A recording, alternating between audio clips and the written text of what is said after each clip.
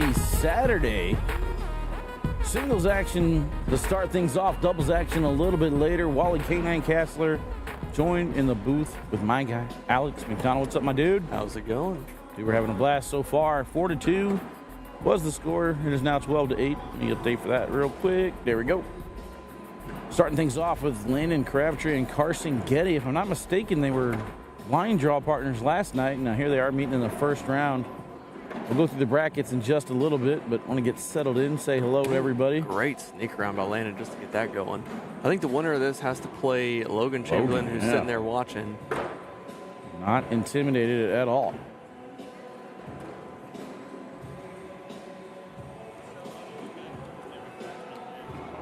Yeah, I was taking a look at the brackets. I was looking at them, and that's kind of going to determine who I think has a run here. Obviously, a lot of top talent pros. And that's hard to find between all of them, but on that top side, lots of talent.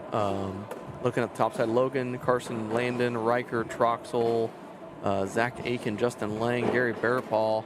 That's all on the top side. So, I mean, we'll go through who I think is going to take on that top quadrant, and then we'll go through the bottom quadrant. Bottom quadrant, Sebastian Barger, Trey Birchfield, Zachary Engelken, Alex Hicks, Ethan Walker, Dylan Graham, Ryan Wiedenfeld, and Jalen Jones. So lots of pros throughout the whole tournament. Looks like a couple defeats already. Trey Birchfield's moving on, playing Sebastian Barger on court 4. Zachary Engelken took down Alex Hicks. He's playing the winner of Sebastian and Trey. Yeah, there's not going to be too many easy matchups, that's for sure.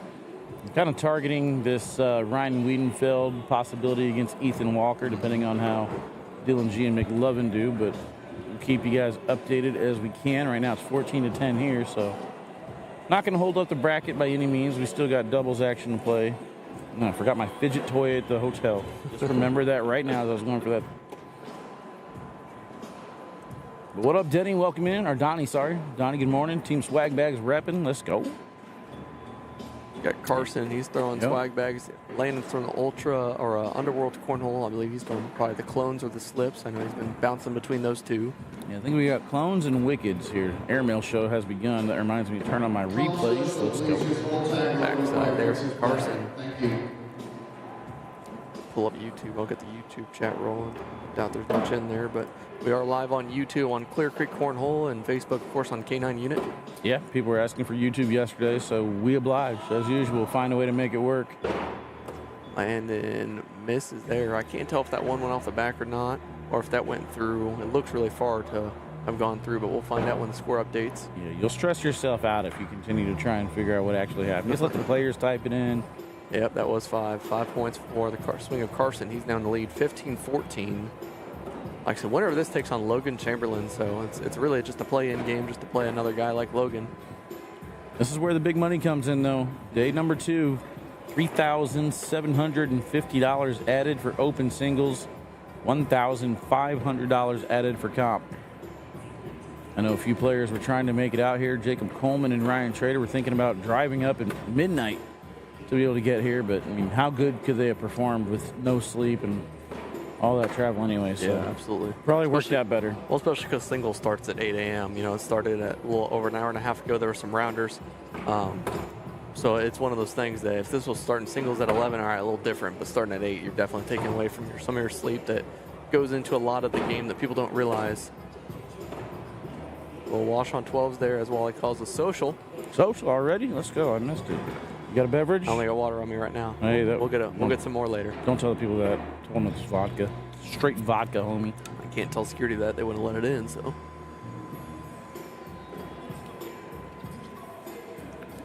I like how all the security guards are like TSA. 15, 20 feet away from the metal detectors. Yeah, well. They're like, this guy beeped. We got to get up and do something. All right, what do we got here? 1, 2. I think I got all 3 brackets that we're messing around with, so that's good. All right, guys, I'm ready to go. Good morning, Bubba. What's going on?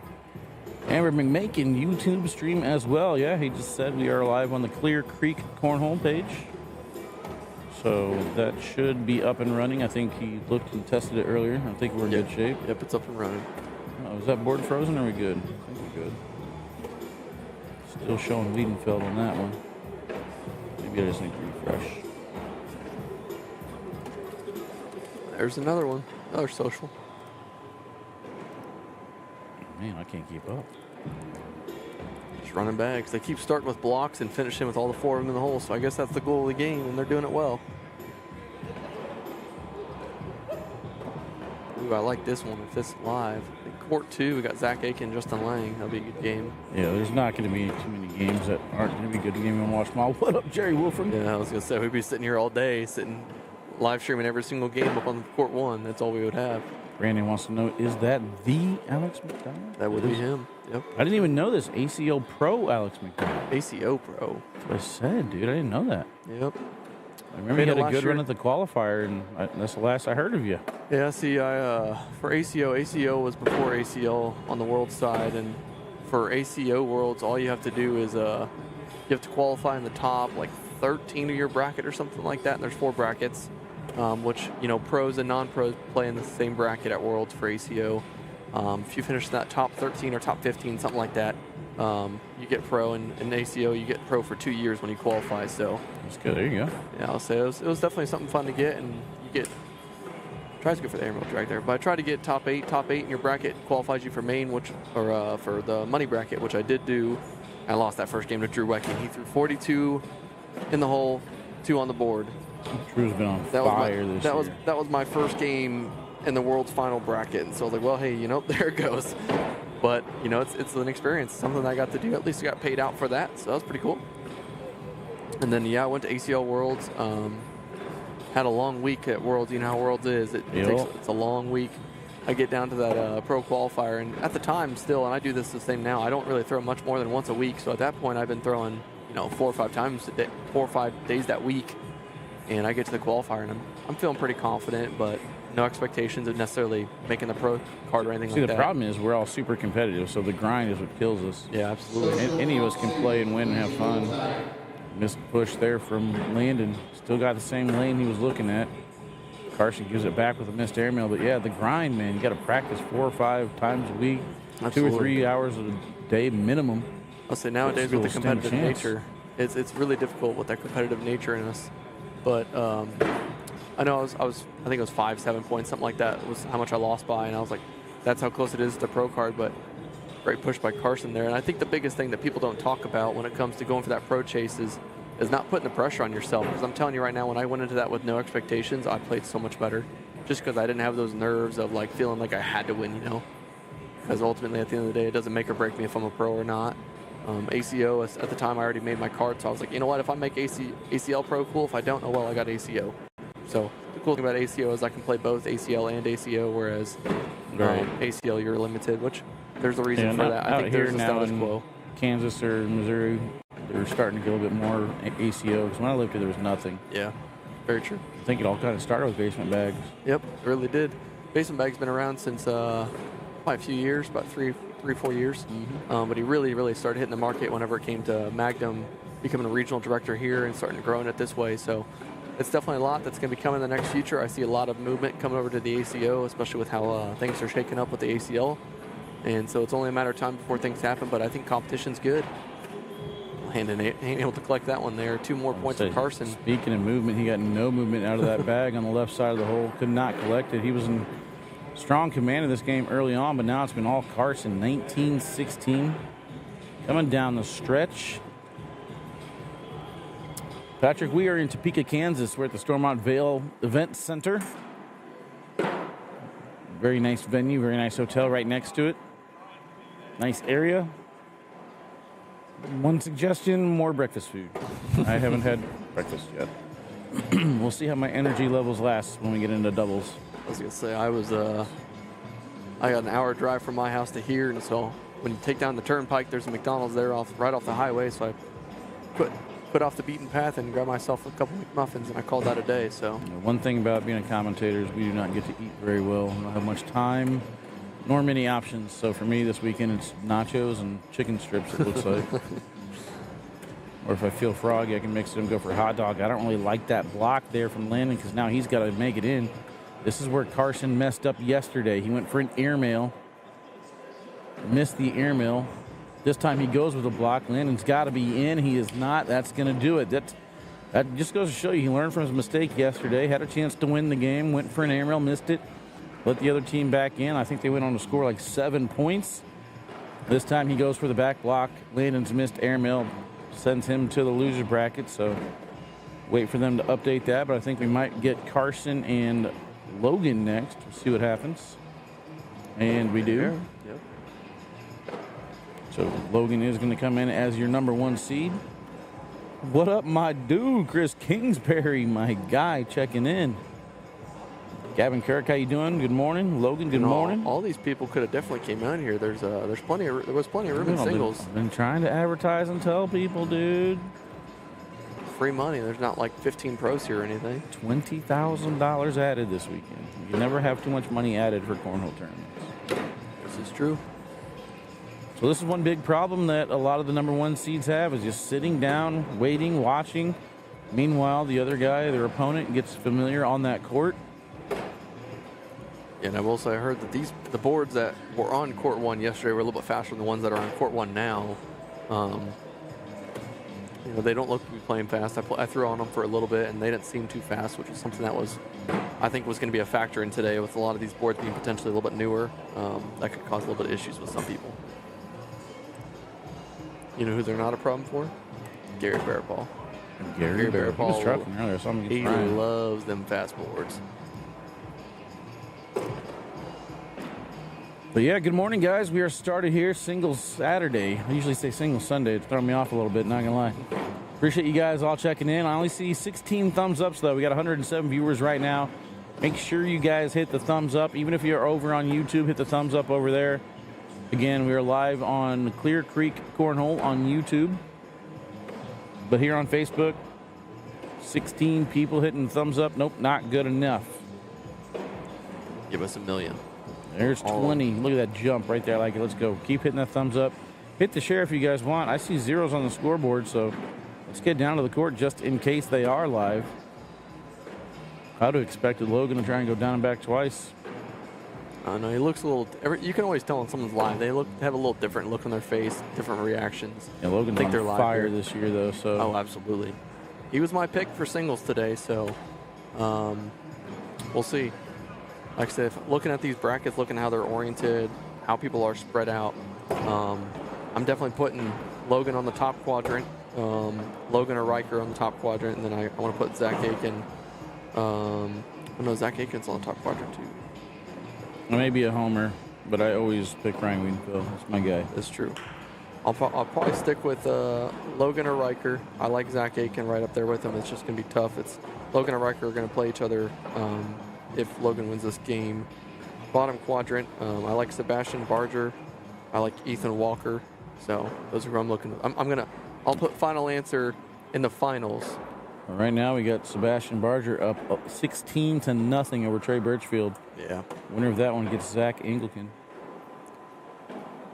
I'm going to say Logan. We're going to go Logan and Ethan in the finals. I think that's going to be it for me. Okay. And I already picked them for doubles, so I sound a little biased, but I really do think that Logan is on a new level right now. I haven't seen Ethan throw in a while, but I just know how Ethan's been. What's going on, Dylan? Good morning, my dude.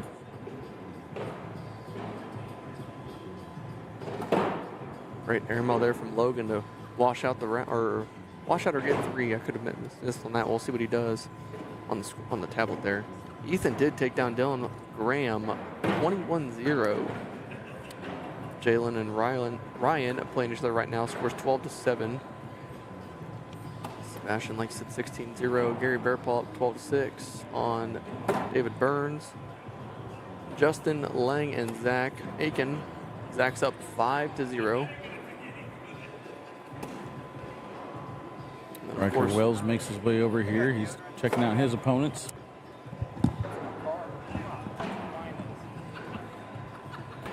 Line drive airmail from Logan.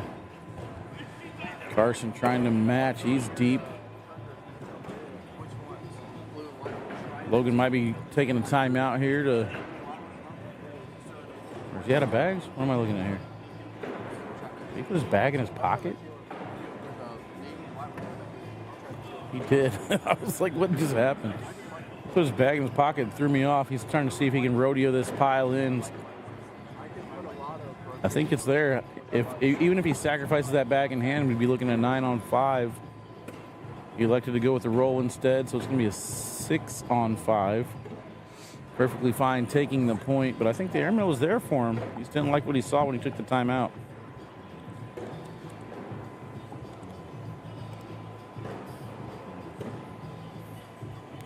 Connie checking in. Let's go, Ethan. Good Palmer. Come on, Carson. Luis Martinez, YouTube page again. Clear Creek Cornhole. Sebastian now up 20-0 on Trey. Look at that number. 15 rounds in, Sebastian's throwing an 11-3-3. That is what we call cooking. Well, what's crazy too is Sebastian's not your typical bag runner, but if boards get a little fast, he's not afraid to do it. I'll tell you what, last night he had his roll working every time he went for a roll. That's Sebastian. Just popping over. I think he just put the score in. Yep, he did. 21-0 is the final. Shutting out a world champ. How about that? He now comes on to play Zachary Engelke. Here's a look at the Clear Creek tent. So Clear Creek Cornhole on YouTube. If you guys are looking to watch this live feed on YouTube, put it on your big screen TV. You know, something I talked about with somebody recently about grip is one thing that people have talked about in the past, and that's just how people, different pros grip the bag differently. And Logan is like Fisher, Hamilton, all those other pros that grip it like a claw, but it works. You know, he's got the roll, he's got everything he needs with it, push, airmail, and it's a unique grip, but it works so well for him because it's just a more natural backloaded bag if he wants it to be. All he has to do is just turn that wrist up, turn it down, turn it sideways, whatever he wants to do to make it work, and he does. Carson with a great push there. Be surprised if he can get in here without going in. He does, and almost falls. That moved more than he thought he would. Yeah, that's the orange herringbone for you, though. How many times do we see this, man, where the number 1 seed has that bye and they struggle to get started? Because, again, the other person is familiar with throwing on the boards. The good news about this is it is Logan, and Logan's he's not a rookie pro or anything like that. He knows how to get the ball rolling. He just got to get there. That's the hardest part. What up, Hunter Thorson? How you doing? We're going to ignore that guy. Tony Carrillo. We're going to ignore that guy. Man. I'm going to ignore him when it comes to golf, though. He's supposed to sell me some golf gloves. He never did. Yeah. Sounds about right. He's not a man of his word. Has he gotten good at cornhole yet, or is he still the same? I think Tony's consistent. I think he just doesn't care enough. You know how it goes. You care, you're good. You don't care, you don't. Ooh, great push. Kind of soaked himself. That's on slick side of the hole. It might come back. It does. Drip. We call that bloop. Carson frustrated about it, but the bag fell. I don't know. You can be frustrated all you want, but results paid out. It's gonna be 10. I don't think he's frustrated. I think he's doing it for show. I mean, you know, people be like that sometimes. Trying to impress all the ladies. I get it. I respect game. Jeremy, nope, not for the ship. This is round 2. Appreciate you asking. No, my guy. Appreciate it. It would be a great question to ask, but unfortunately, this is going to be about every game you see. Wish you were here. Looks like losers game. Of course, we got Crabtree and Trey playing each other. That's to go 0-2. Kaufman, what's up, my bud? 414 Pendel versus Austin. 415 Python Pack versus Buddy. 416 Chad C versus Louis B. 417 Robert D versus Josh M. Court 18 Big Woody versus Dennis J. 419 Tyler B versus Leviathan. 420 Joey Z versus Justin S. 421 Travis L. Edge. There's my guy Ethan just chilling, waiting for his opponent. Might be Ryan Wiedenfeld, might be McLovin. We'll find out. Score 16-13 on that game. Ryan's still in the lead. 30 Corey Thomas versus Mike R. 31 F versus Randy. 432 Chopsticks versus Nick B. Winner of this plays Riker Wells. Do you run mini tournaments on Scorholio? Do you know how to run them? Yeah. If I hit court 1 here, that'll move them next, right? It won't. Or maybe I got to do it. I was just leaving the queue. Yeah, there you go. Setting a specific Play on, court, yeah. So when you set it on that calls, one, but not in match calls. So they should only put their game on court 1. Hopefully they don't mess it up. We'll see. We'll find out. See, no, yeah, it's auto assigned to court 1. See that? Okay, I hope that works. So you should be good. We'll find out when this match is over. Is that social? Cheers, buddy. You need to give me an actual drink. Beer 30 somewhere. Just trying to hydrate, I guess.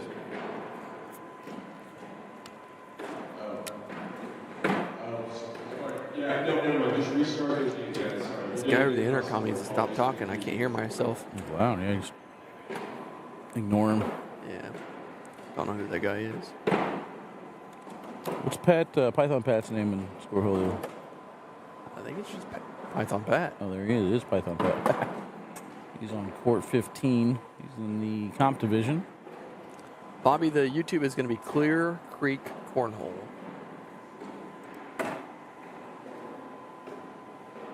Brady Foster is not here. At least if he is here, I haven't seen him, and I don't see him in the brackets. I don't think Brady Foster's here. Should have been. Should have been here.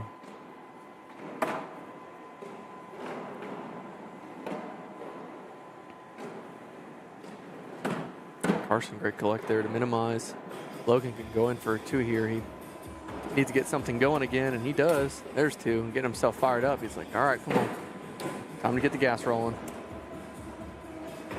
Sometimes it takes a while to get started. 10-3.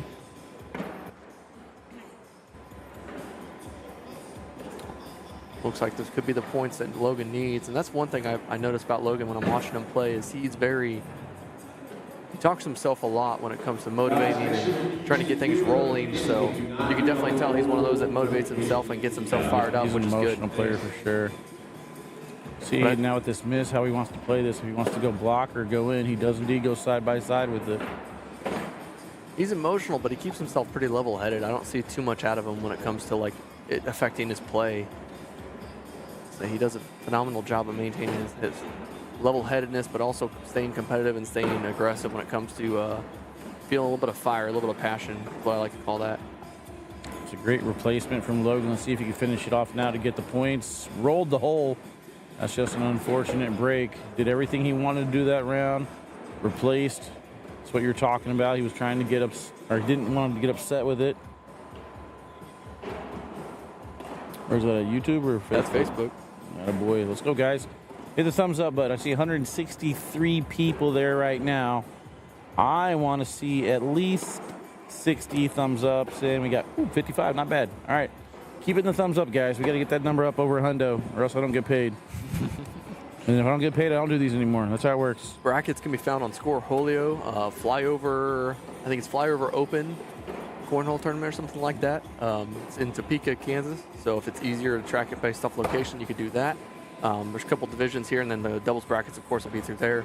I believe the tournament itself on Scornhole is actually being ran under Clear Creek Cornhole. So if you want to look by organizer, it's being ran by Clear Creek Cornhole. Looks like Gary Bearpaw and David Burns scores 20 2 bags 20. on the board, 1 off the back. Logan's got a chance to go in here right now. We're looking at a 12 on 10. Carson trying to just slide in. He's going to miss off to the side, and this game has turned 12 on 3 out of nowhere. Lead change. Logan 12, Carson 10. Looks like Bearpaw, like I said, against David Burns, 20-20 is the score. Close match there. Pong Mong says some people dislike Logan's gameplay, but I love it, and I think it's great for the game. I definitely love it as well. I'm telling you guys, you need animated players. You need some type of excitement. I mean, there's some, like Logan Dupler, I guess, made a post the other day about his awesome shot, and we shared it. And he's like, finally some recognition. And it's like, you got to give us something, man. You got to have some type of reaction whenever you hit a good shot, or some type of facial expression or body animation. Absolutely. People love watching people get fired up. Can you imagine watching the TV soap operas if actors never changed their face expression or had monotone voices? Like, no. Yeah. They do things for a reason. Yep. Looks like Justin's up 13-9 over Zach Aiken.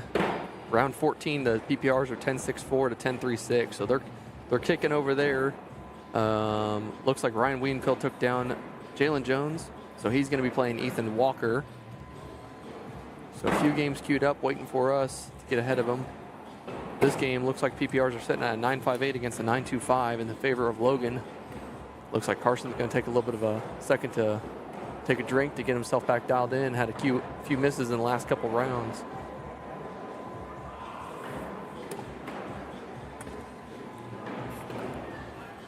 Still 20-20, it looks like, with Gary Bearpaw and David Burns.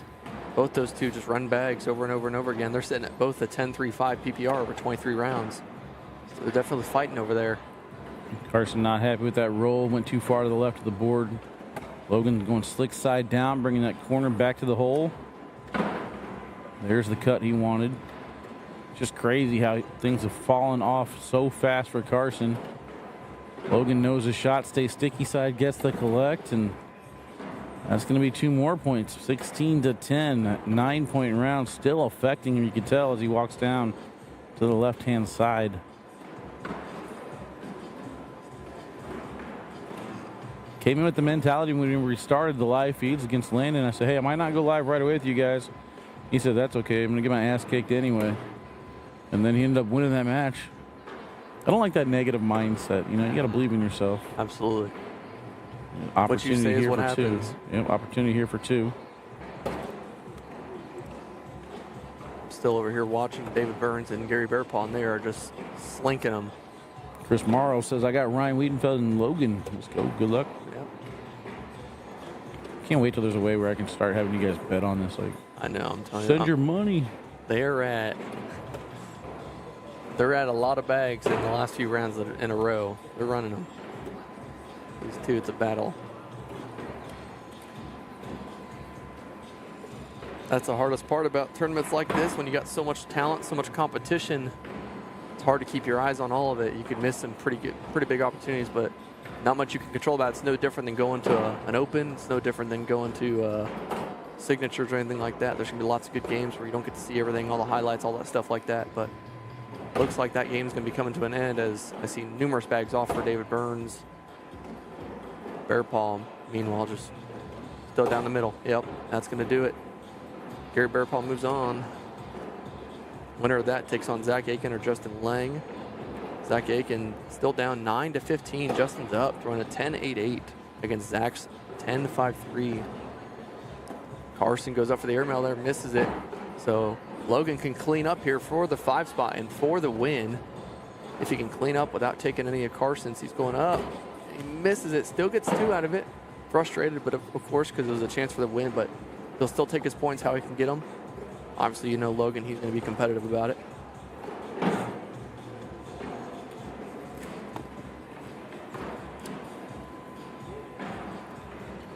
PJ, I am not playing. You're good. I came to watch today. Watch, commentate, talk. You know how it goes. I can do that all day long. But All day long. haven't been to a tournament in a long time and just watched and had fun with it. Especially with Wally. I don't get to see him as much as I used to. I'll say it is fun. You just kind of sit back and relax every now and then, but man, the itch is always there. Like, Oh, just, yeah. I don't go pick up a bag real quick. Like, even here, you had to go warm up. Like, you're like, I just want to throw. Yep. That's all I like doing. Watch, Carson goes for the I'm airmail. going to get Carson off my quarter. I'm worried he's going to hit that overhead camera. Twice now he's done that. And Logan's in there. That should pretty much do game unless somehow Carson can get the bag under Logan's. Got a bar of soap. And he steps almost. If he would have Almost got that, did it. if he would have got that bag on the board to go with it, he would have hit it clean. Yeah. But all right, we're underway, chat. 2 matches down. We're going to take a commercial break. When we come back, hopefully we get that Sebastian match. See you guys here in just a little bit.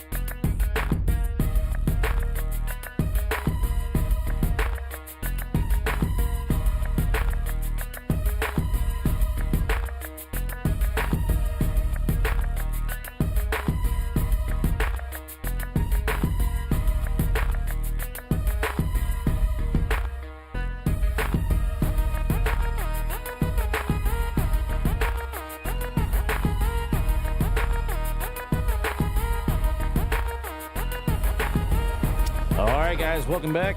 Look at that smooth transition. Nobody even saw that I accidentally had the camera on Ethan. Nobody saw that. So smooth.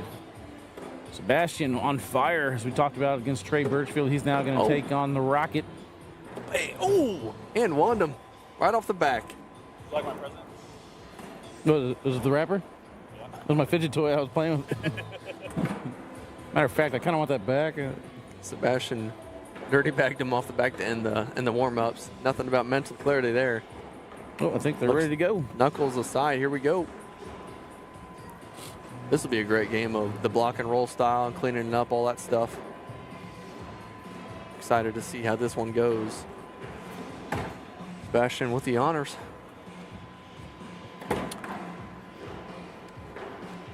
I always like watching Rocket play because he's one of those people that not a whole lot of people know about if you're not from the Midwest, but he's definitely there.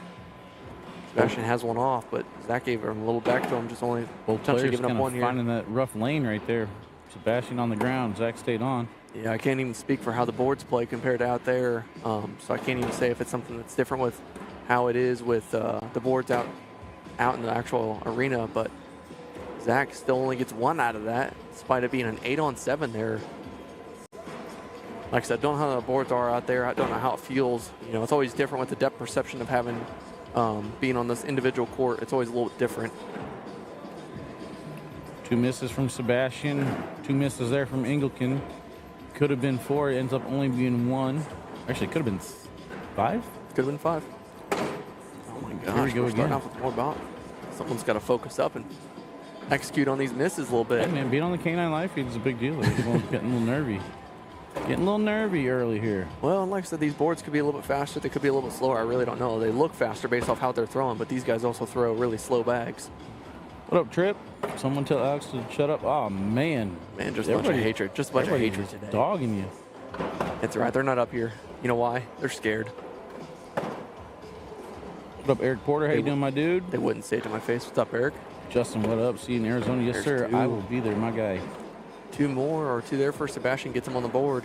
The one thing to watch for Sebastian is I love the kid, but he gets mad at himself. He's one of those that wears it on his sleeve and lets him play with it. Yeah, they look fast, but when I was throwing them earlier, they weren't that fast. But like I said, when you're comparing them to someone like Sebastian or Zach, they may be a little bit faster than normal. I mean, these guys both throw pretty hard. They both have that same approach where they lean forward on the release. Their nose is almost in front of the board they're standing next to. I'm waiting to see a couple blocks here because I know how this game goes when Sebastian starts blocking, but it looks like the bags are moving a little faster than he wants them to, so it's kind of hard to manufacture a block when it's moving that fast. Rocket can roll with them, though. He could. Absolutely can. I know Sebastian will win that game every single time. Sebastian's up. Oh, no drag there, but just shows the confidence that Sebastian has right now with the bags. 2 more for Zach. What kind of bags we got going here in this match? This is going to be basement bags, rippers, and BG wizards is what we got going on here. The ripper from basement bags is going to be the exact same thing as the wizard. Quite literally, the materials are the exact same, just difference in fill. And Sebastian likes his bags slow, so I'm sure he's made sure that he threw them outside when they were dirty.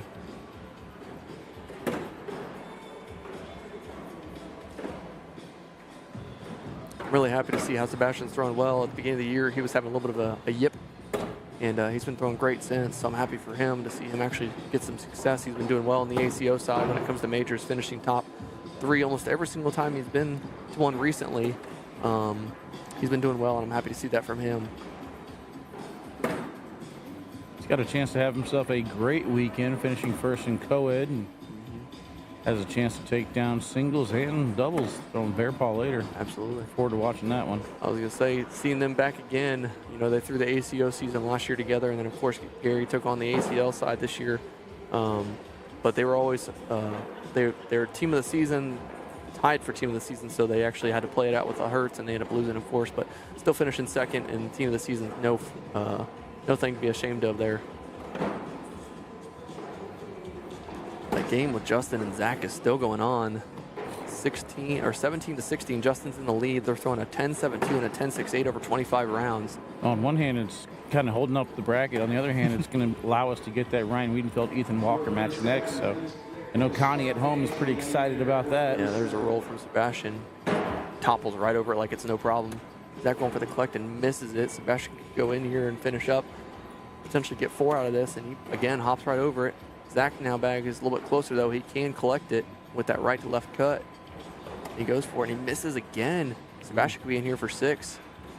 How's he want to go about doing it? Maybe a backside in one airmill? Same roll. Oh, he's shooting it, yep. Ooh, that's a clean airmill. Yep. Missed the N1, but gets 6. I'll say he's got a line drive of an airmail. That's his normal airmail, so great shot there from Sebastian to get 6.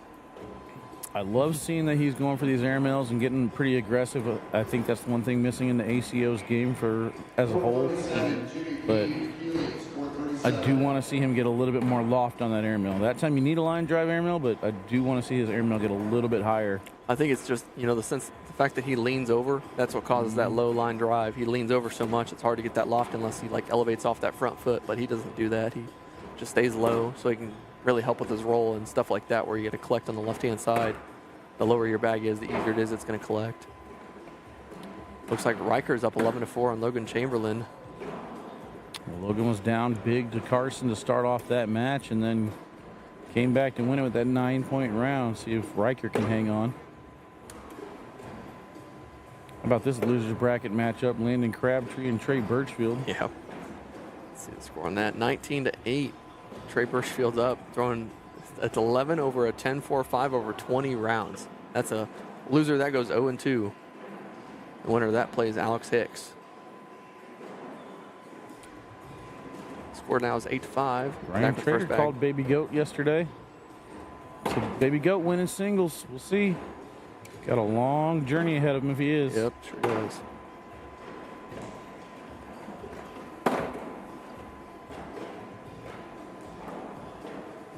Chopstick and icing for 36. Thank you. Everything down the middle here.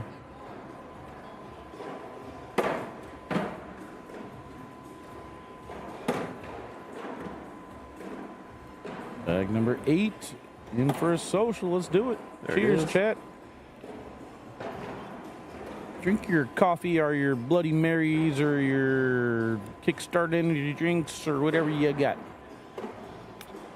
One thing I'm surprised I never got in all my years of commentating was an energy drink sponsor.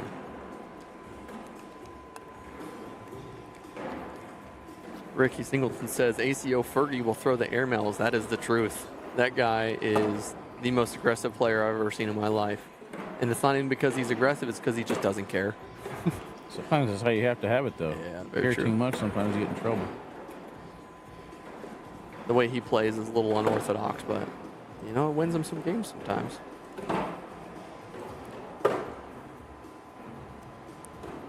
Scores now 19-18. Justin against Zach. 28 rounds in, throwing a 10-7-1 and a 10-6-8. These two are battling. Looks like Zach has one off to the right-hand side, and Justin tried to go in and went right over the hole, so. Let's look at this airmail here. Nice line drive. Able to get the drag on that one.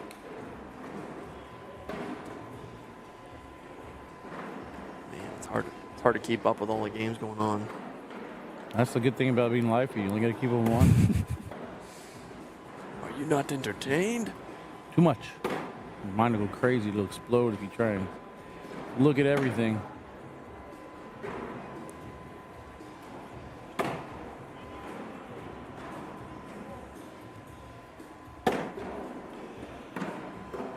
Good to see Rocket throwing well this year.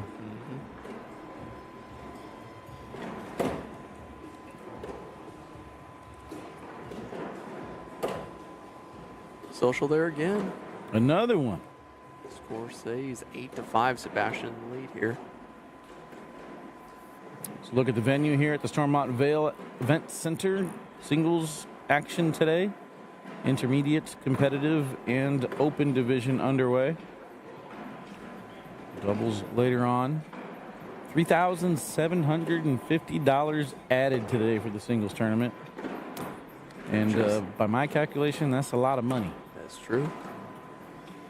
Just for the open division, too. The comp Comp and social have $1,500 combined to them. They split them into 2 brackets and split them accordingly. But $20,000 total added to the whole tournament with doubles, singles, line draw, co-ed, everything. Looks like Aiken's finally done. No, it looks like Justin's taking a timeout. I think Justin has a bag left, but Yeah. there's one sitting in front of the hole.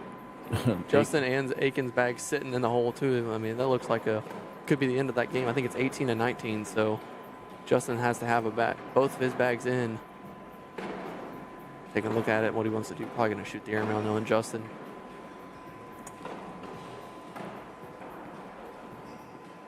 Did I miss another social, or what happened in the last round? I don't know. Yep, it was another social. The boys are firing. Much like I'm surprised I haven't seen many blocks out of Sebastian. Zach ain't going to block. He's just going to keep running bags. But Sebastian, I guess if it ain't broke, don't fix it. He's still in the lead with it.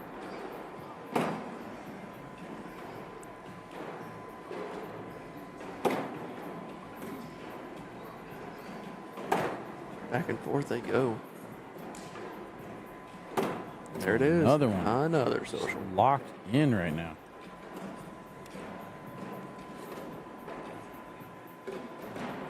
So that Justin and Zach game, Justin just laid up. Makes me think that Zach had one off there. What up, Patrick? Welcome in. Welcome in. Oh, no, there it is. Yep. Ricky says, let's go Riker. Thanks for helping me on the live stream a couple weeks ago. The Marlin. Hey, no problem, man. Appreciate it. Yeah. Anytime people show interest, I'm all about it, dude. I was helping him. What you mean? Oh. I was helping somebody. You weren't helping him. I was helping him. I was helping somebody a couple weeks ago. I was up there. No, that was more than that. I was Michigan. Gosh dang. I was up in North Dakota helping him out. How long has it been since I've been in Michigan? Was that a month ago? Dude, I don't know. That's the problem with this, man, is it all blends together. That was probably before I went to Panama. It was February.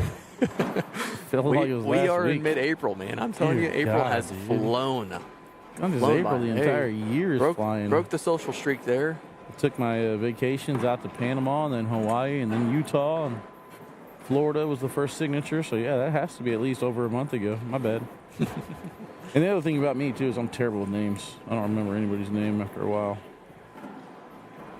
Man. All right, Zach Aiken now in the lead, 20-19, round 32. They're throwing a 10-6-1 and a 10-5-8. Scott, what's up, buddy? Just watching some great cornhole here. Sebastian shut out Trey Birchfield and Rocket. Looks like Back and forth here. Sebastian's trying to manufacture a block now. He's releasing a lot higher. Looks like he's trying to block, but we'll see how successful he is with the boards. I don't know how they are playing for him. Like I said, it looks like they're playing faster for these guys, but not fast enough. Ooh, That's going. that one's coming back, but It's going to bloop. it scared me a little bit. The wind of that bag. We'll take it. Bloop. Sebastian in here for a wash, and he is. Sebastian's bag scares me about every time because his bag skips in almost every single time. Got another situation for Justin to evaluate on his court. Aiken left one right in front of the hole, but they still each have a bag left. Justin just miles through it. Justin has one off.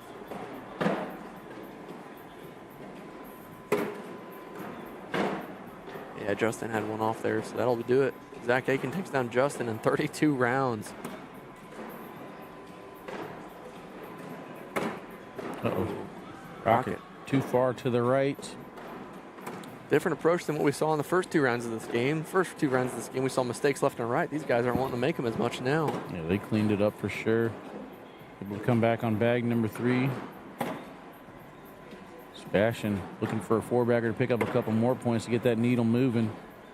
Try and get himself to double digits. If he could finish, he does. 10-7 now. Man. PPRs are shooting high in this game. I mean, I could have told you with how many socials we've had. Eric says, give me AMAC versus the field. This guy likes losing money. He likes losing money. I will take the field. No disrespect. Especially how the field's looking. I don't blame you. $3,750 minimum bet, though, Eric. Still on action? Updates on the winner's side. Riker Wells up 17-10 over Logan Chamberlain. Zach Aiken now to take on Gary Bearpaw over to court 6. The winner of this match here will play the winner of our next match, which will be Ethan Walker and Ryan Wiedenfeld. Ryan Wiedenfeld's sitting over here. Ethan Walker was here for quite a while. He's just walking around mingling, hanging out with Shane Dodd and talking, waiting for his match. Another double 4-bagger is going to prolong that from happening.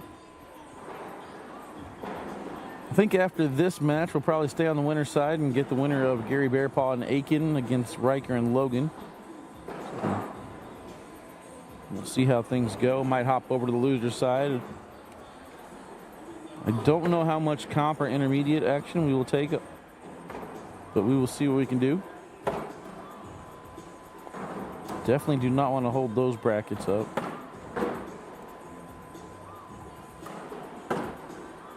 AMAG versus the World Hunter says. What up, Nico? How you doing, my dude? Small field, but stacked field. You ain't lying, brother. Got some heavy hitters here, and I hope that's the way it continues to go. I got one live feed left, and I hope to see a pretty good turnout. July 11th weekend, I'll be at Augusta County Cornhole for the final regional of the season and the final K9 unit broadcast. Forever. And we're getting in that lull now, which is 4-bagger after 4-bagger after 4-bagger. 10-7 is the score. Scoreboard finally updated. I'll be curious to see. I don't know how the boards were yesterday, but I'll be curious to see if the boards slow down at all throughout the day. Historically speaking, with tournaments, they always slow down over time. But when you have a venue like this, which has so much air circulation, it's like, well, they may not slow down too much because there's a lot of AC pumping in this place. Despite it being like 50 degrees outside today. Sebastian's in with his 12. And Zach's in with his. Social. Another one. Go through your little Scoreholio stat tracker there and see how many double 4-baggers it's been this entire game. So I feel like that's at least number 7. Oh, at least. Let's see. They've had 1, 2, 3, 4, 5, 6, 7, 8, 9, 10 socials for this game out of 17 rounds. PPRs are shaken up 11.35 against an 11.18. Scores 10-7. Sebastian in the lead. Last night, we didn't really get any double 4-baggers. We had Mason and myself near the end just waiting for a reason to take a couple sips. Now we got too many. I'm like getting sauced early in our second game of the live feed. I guess this would be the third game of the live feed, technically.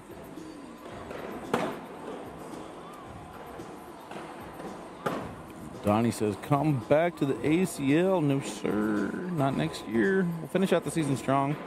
We'll have a blast, but I got to move on, man. Time to focus on myself. Absolutely. It's the most important thing. It's the only thing in life that doesn't ever go away. Find me a wifey and pop out 6 kids. I don't know if that's the advice most people would give you, but hey, if that's what you want in your life. You're right. I should spread that out. 2 wifeys, 3 kids each.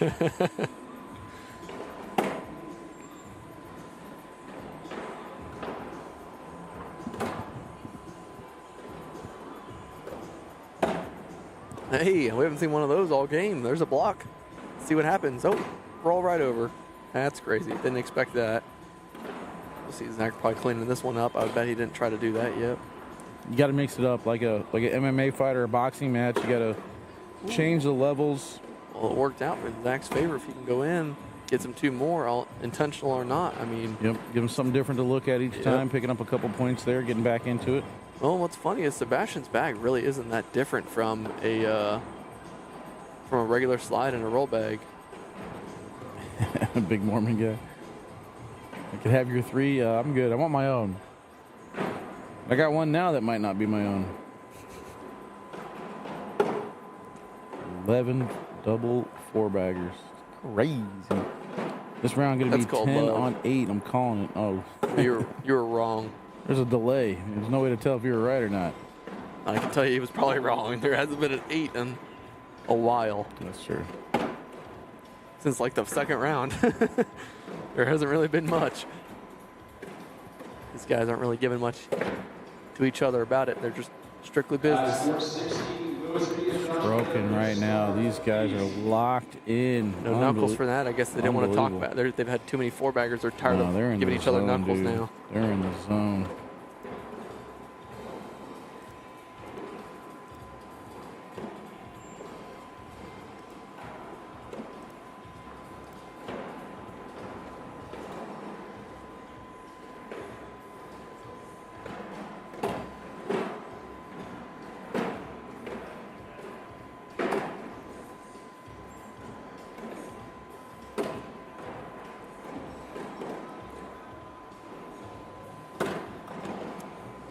Great low block from Bryce Sebastian. Jefferson, why aren't you here? Somebody said Bryce Jefferson. Is he one of the top 8 people that were suggested?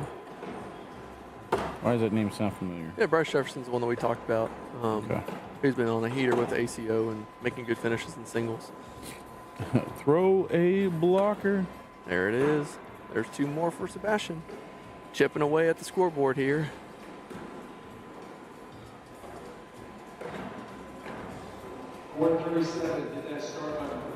What up, Billy? How you doing? Hope you're doing well, my guy. Alex, you a big wrestling fan? I wouldn't say I am. No, you don't watch no WWE WrestleMania today?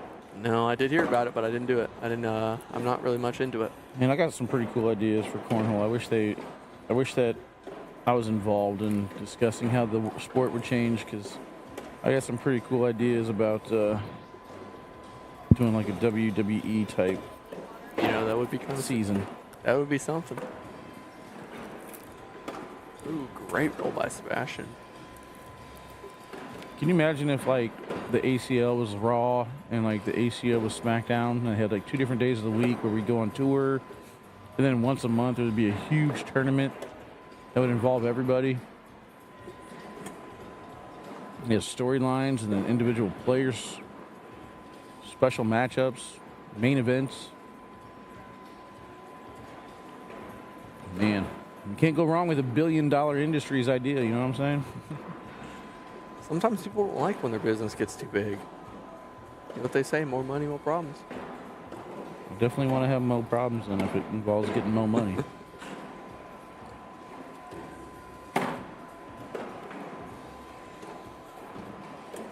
That's right, Eric. Blues game starts today. What time do they play? I know I have the intention of watching it, but I got to go back to the hotel room and get my monitor. I should have brought my iPad with me. Oh, my bad. No, I got to keep. So the scoreboard, I got to keep it on the main screen. If I forget, and I can't have the chat and the scoreboard up at the same time. I mean, I probably could. I just have to resize it. Sometimes I forget. Let me see if I can move it over here. Hold on. Sebastian Indigo in there, 10-on-10 wash. Haven't seen one of those in a while. Yeah, I could do that. There you go. That might work. Yep. We might be in business now.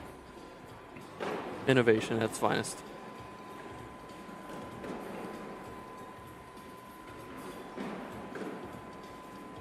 What up, Mike? How you doing? What up, Jay? The only problem is we have to get the ACL and the ACO in a room and have them talk it out. Yeah, they Or don't. fight it out, or whatever they want to do. Come up with a nice creative merge to make everybody happy. Yep.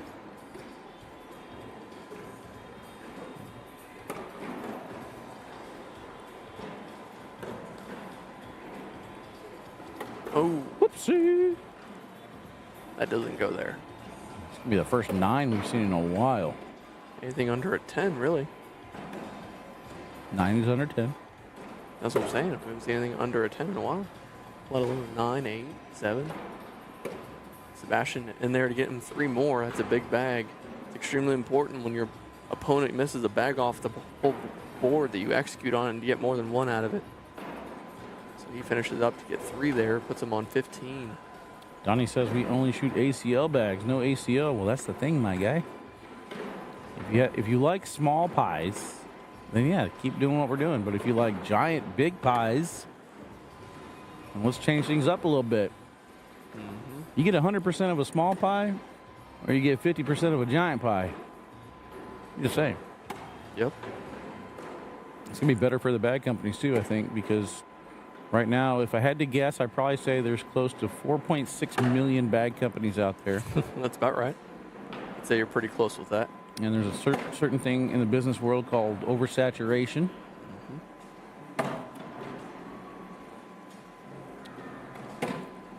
Sebastian in for 2 there. Put him on 17 to 11. PPRs for the game are looking pretty high. We're looking at an 11.32 and 11.08 over 25 rounds. This might rub some people the wrong way, but I don't think that the ACO bag companies do a good enough job of taking care of the players. I know there's a couple exceptions out there, but ACL players are taken care of for the bag companies for the most part. They make sure that all the expenses are covered. ACO gives, to my understanding, like discounts and percentages of sales.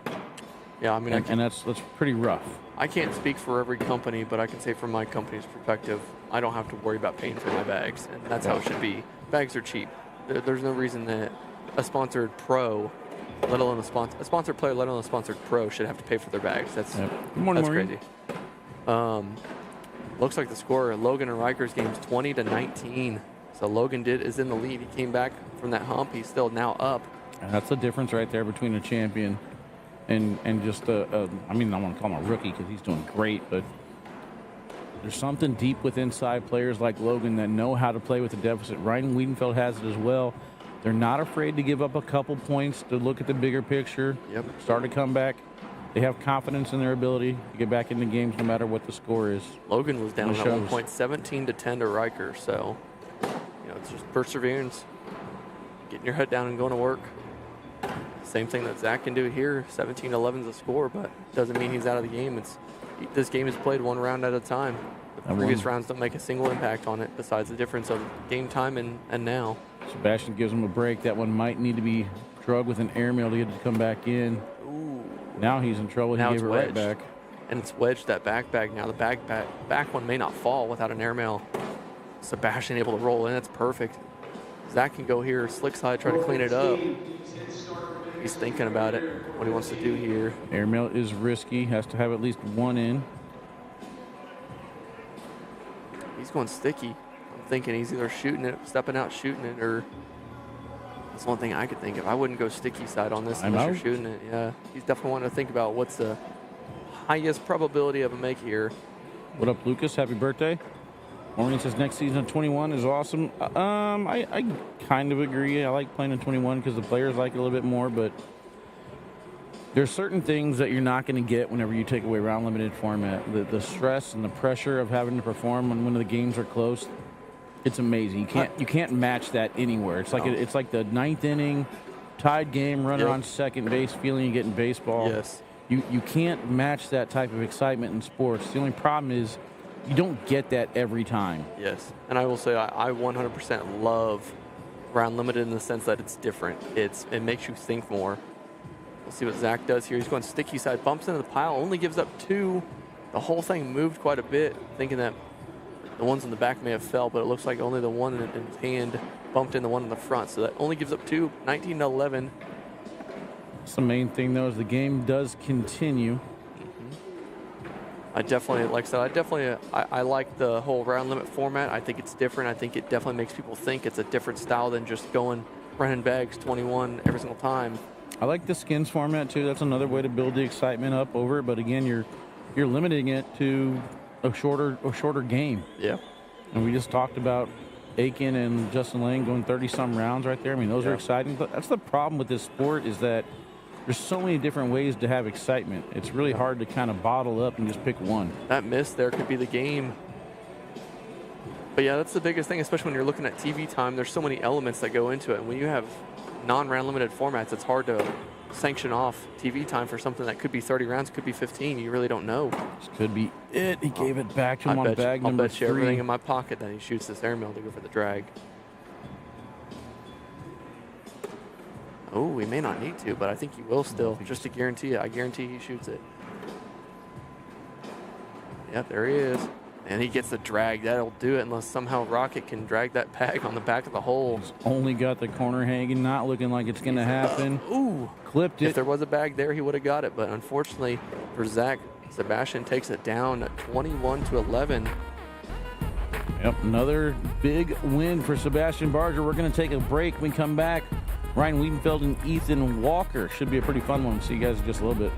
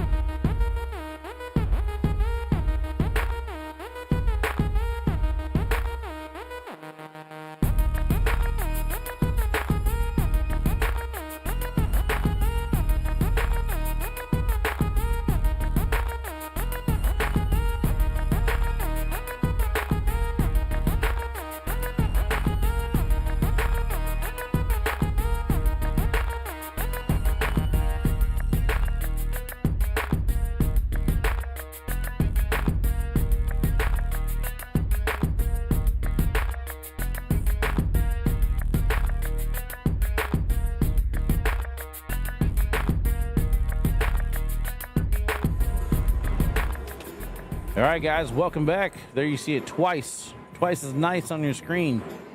Ryan and Ethan set to do battle. Here we go. Should be a good one. Both players, similar skill sets.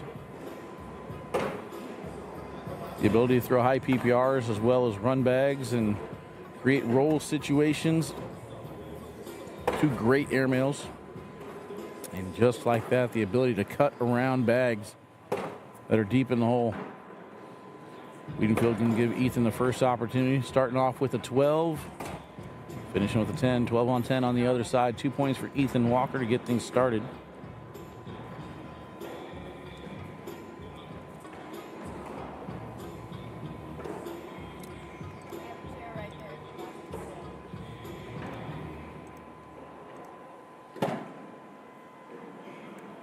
Right back to that first bag blocker. Ryan's fine. He'll take that blocker. And now we get the roll. Cut game beginning. Speed control issue there on that roll. Did not cut around. Eric says, I will take Ewok. Anyone want action? I lost my seat. That's fine. Yep, Katie deboed you. She said, no seat for you.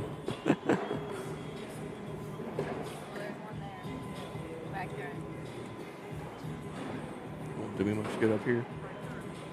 6-5. That's a lot different than we were seeing last game.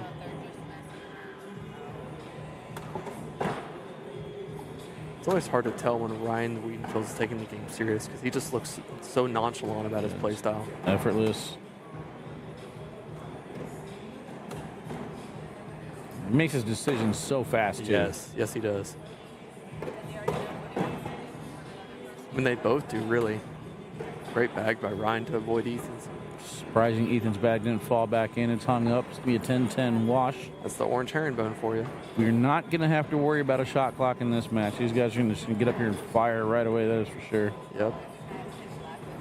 Where's the bracket at? Bracket's on Cornhole. It's called Flyover Open Singles Open. Dash $3,750 added. There's a low block. I don't think Ryan should have any issue cutting around this one. But again, he's throwing a little bit too low. He needs to get elevation on that so that way it hits the board and cuts. Again, these are different boards than what they threw on yesterday. What is Ryan doing? Ooh, he can still go in to only give up 2. No different than missing on a 10 on 12 there. It's 2 more points for Ethan there. That's something in Ryan's head that, hey, he just missed an airmail, just missed a cut. Nothing's working for him. So you know how Ryan goes, though. He starts playing and he'll get back into it. He'll go back into his rhythm. 5-0 start here. Race to 21. No blocker that time from Ethan.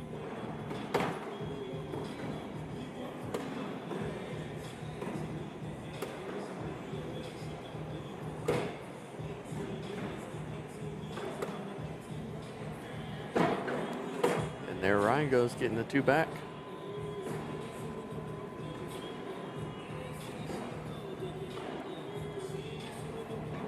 Just like that, we're underway. 5-2.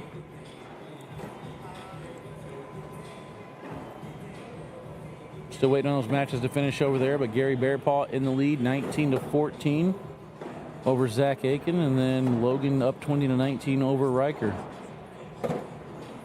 Winner of those 2 matches should be our next one. Logan finishes off Riker just as I'm talking. Losers brackets not somewhere where you want to be today. Way too much talent in the room to be heading over there.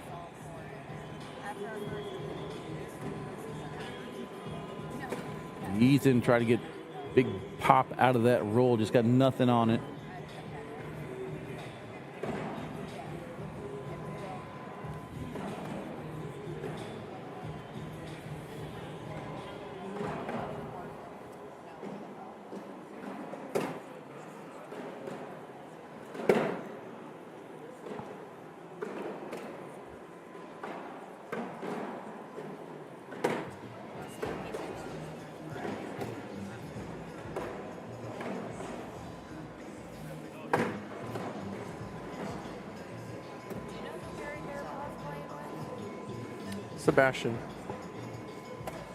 Sebastian Barger.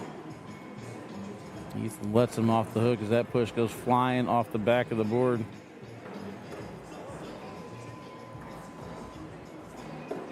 Hey, pull that chair up for her so she can sit. Will you swap seats?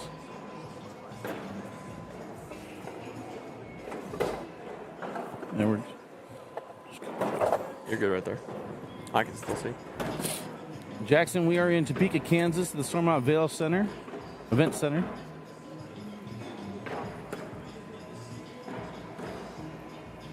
Logan says, I'll take Weed Whacker if anybody wants some action. That's what I'm talking about, chat. Let's get at I'm it. not playing doubles. Let's have some funsies, some gamblies.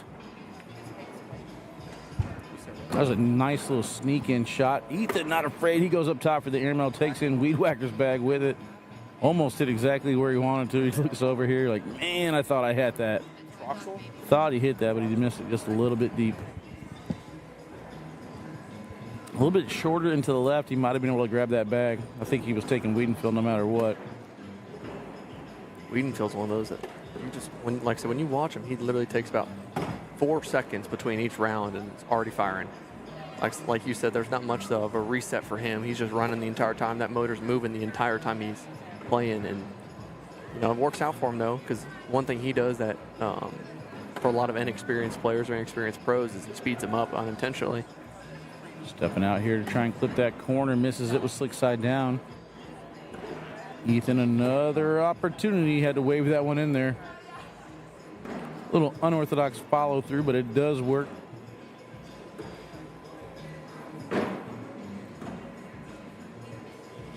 Seven to 4.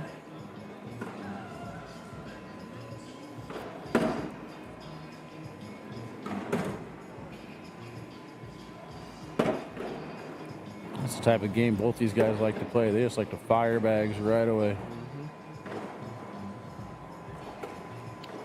Oh, Aiken comes back to get Bearpaw. So there we go. Next match, Logan and Aiken. Oh, airmail there from Ryan to try to take that back bag. Rolls his eyes about it. One thing about Ethan's miss there is he bullied his off, and Ryan still collects it. What an airmail. Wasn't much there. No expression at all from Wiedenfeld, but let's take a look at this again. Good release, perfect landing spot, clips the corner, gets it to fall in. Crabtree shaking his head. Must have gone 0-2 because he had that first game against Carson. He lost. I think he had Trey after that, and he did. He went 0-2, had Trey on the loser side.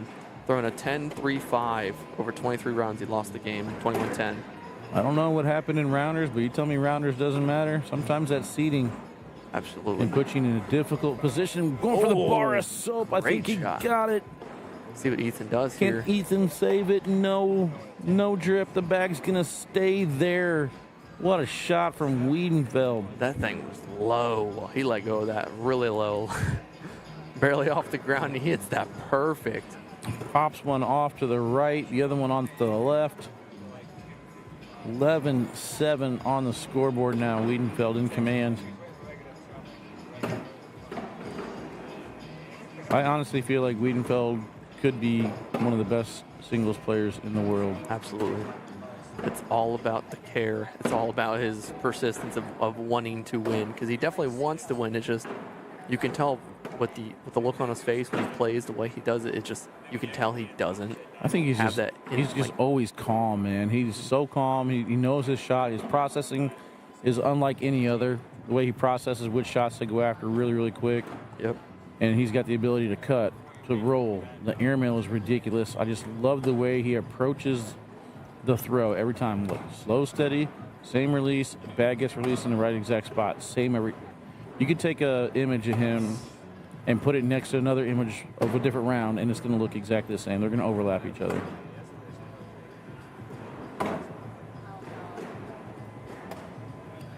And the thing that separates him from a lot of the other players that have the same skill sets is his ability to go slick side and have speed control with it.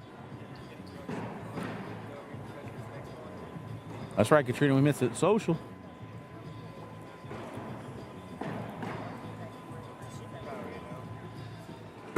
We can fill with the first bag here, setting that first block. We've been seeing a lot of these side by sides.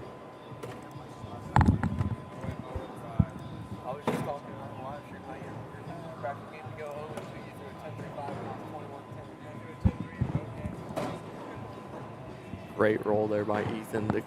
A little roll act. Ooh, Wiedenfeld off. Completely slick side off the back. Ethan could go in for 5, and he doesn't. Still getting 3 out of it, though. What are you trying to do, Wally? Why isn't it pausing? Oh, It's pause. You just gotta do first. Yeah, there you go. it's up there, that's why. It didn't scroll, man. Made me nervous. Stupid options. Why not just let me do what I want to do instead of confusing me? I used to love running tournaments on Cornhole. Now I've been away from it for so long, it takes me a while to process. Absolutely. It's just different. Ooh, we'll see what Ethan does here. Probably a roll, but the airmail was there if he wanted it. Yeah, Great roll. Wiedenfeld was one of my first sponsored players, man. Yes, he was. Yep.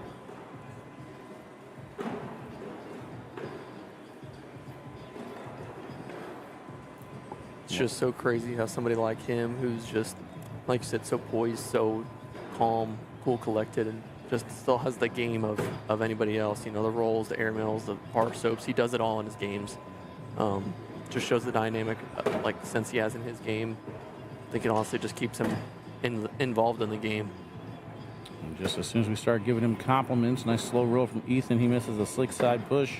Ooh, this could be a huge round here if Ethan can go in, and he does. Ryan has to clean up to only give up 5, and he doesn't. That's 7. One 2-round swing. blow up round out of nowhere. Started with that missed slick side push off the back of the board. But here's the thing about Ryan. He's not out. I promise you. The thing about him is it's dangerous because he can either get right back in the game or right back out of it. It just depends on how he starts playing. But Ethan's one of those guys. He's not going to give you as much. He's gonna try to keep his bag in the center as much as possible, which is why having a roll is so important. Having such a dynamic first to the game. Airmail And there's drag. the airmail. Yep. Like I said, it's a risky gameplay, but it works. But having that roll ability allows you to stay center, stay in the middle, stay competitive with the bags, and giving you guys something in front. Going up for the airmail again, and he hits it, almost dragging the bag. 2 more going on the side of Ryan this time. 13-17. Ethan's in the lead. This is how fast Ryan throws. We had to go all the way back to Ethan's shot. Ryan, with no hesitation, drags the little 2-for-1 trade.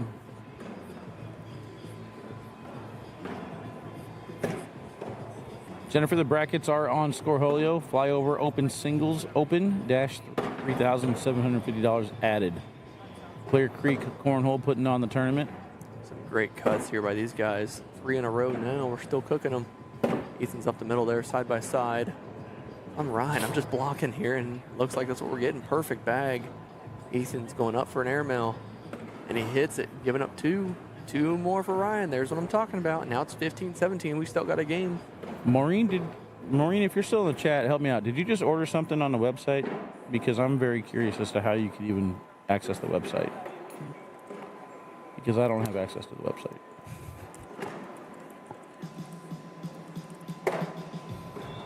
How is it still available? That's crazy.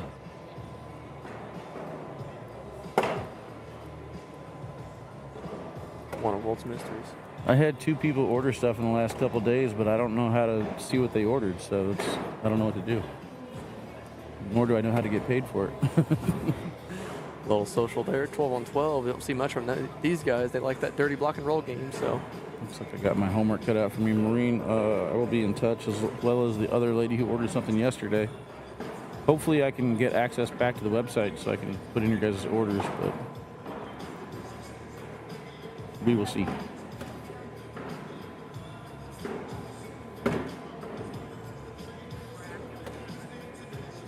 Blocker maybe a little bit too far to the right. Ethan wants to leave that back there. He does. Wiedenfeld now, this is where he gave up the 7-point round. Same exact side this time, great adjustment. A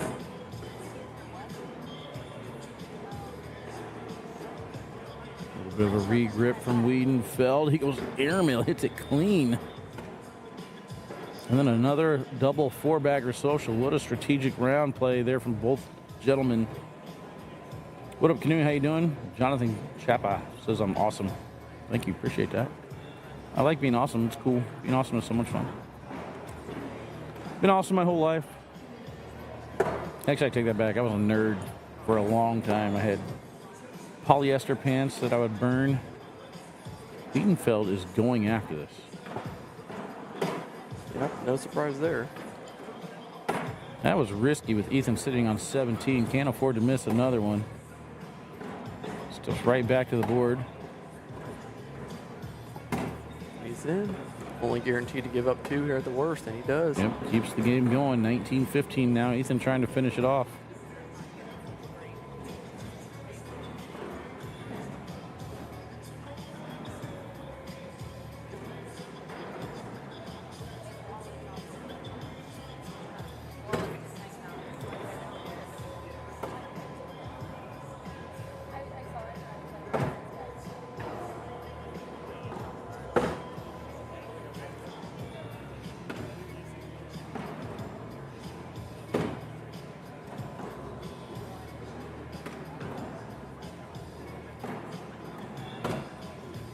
And unable to get that one to cut around and go. Ethan Walker going to take this one down 21-15. Love the matchup. Hopefully we get to see that again down the road. This is a pairing I would love to see play a tournament together, honestly. We hardly ever see them play together. I think it's a lot of it has to do with the dynamic styles. You did order the K9 hoodie? Yeah, I will check into the website. If not, I might just message you directly and figure out how to get that in there. In the meantime, though, we're going to take a quick break. When we come back, Logan Chamberlain against Zach Aiken. See you guys in just a little bit.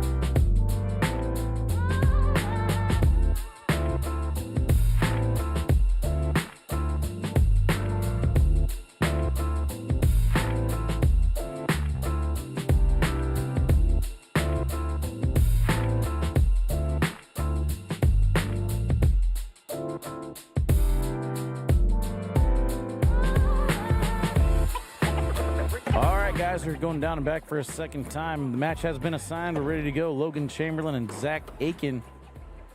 Logan C. and the best second place player, he says. Although he's got one championship already this weekend. Taking down, I think it was Tier 2 blind draw yesterday. Oh. Awkward Knuckles. Love it, love it. Want some more of it.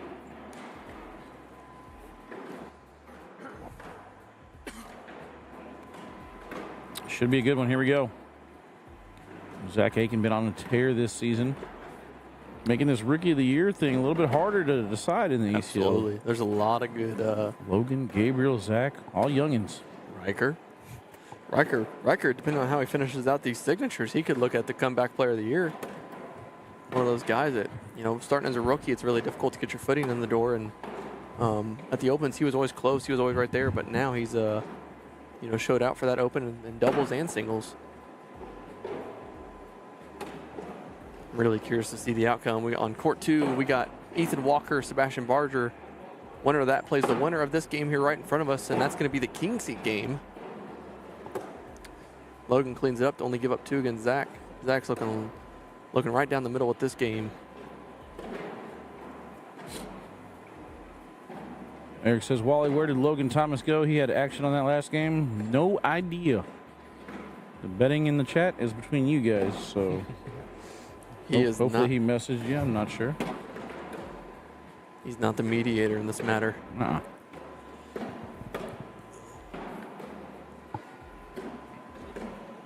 But if you guys do make bets in the chat, man, please honor it. Be honorable.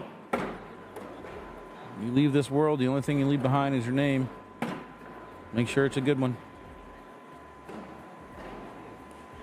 Dude lost and blocked you. Dang, dude. That's what we call poopy. Dang, that's pretty crazy. All over 20 bucks. All right.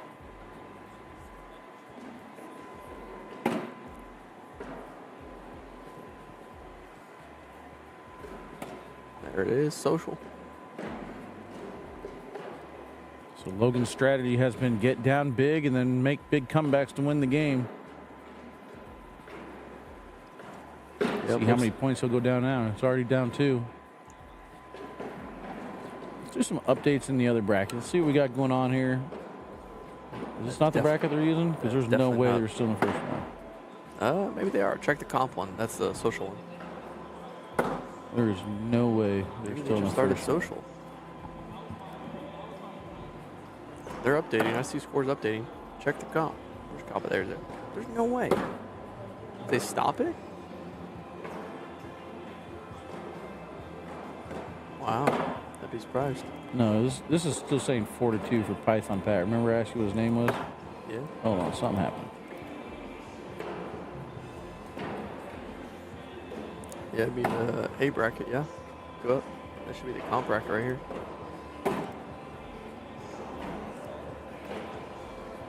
What is going on? It's okay, guys. We just missed the social on our end. That's it.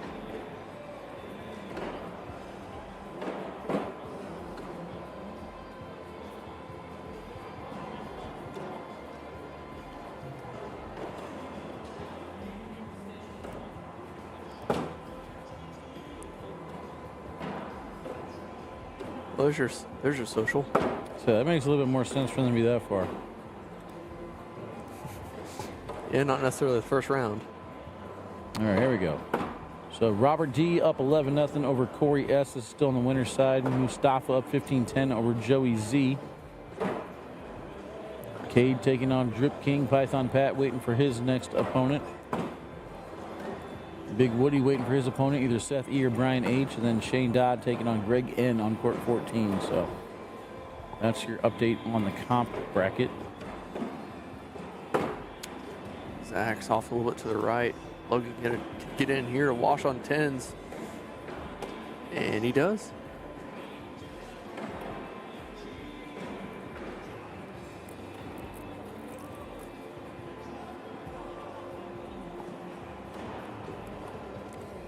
Eight to 1. Ethan Walker's up over there on court 2.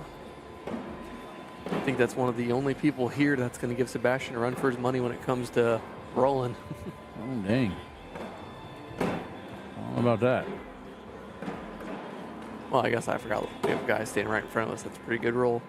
Pretty good at rolling too, but I'd say the two best in the buildings. I mean, I'll put all my money on it. It'll be Ethan and Sebastian will be the two best rollers here. Logan with a great back block there, setting himself up potentially for a cleanup. See what Zach does. He's going for a cut roll and lays right on top of it. Logan going sticky side. Roll, flips up on top of it. We'll see what Zach does. Might just lay up, might shoot it. We'll see. He shoots it off the back here. Logan could clean up those ones on the right with a little cut push here. Get himself 5 if he can take the bag in the hand with him. He doesn't. Too far to the left, hits the pile. It's going to be a 5-4 wash. 5-4-1. 1 point, no wash there. That's what I meant. Yep. Math is hard, kids. Stay in school. Nah.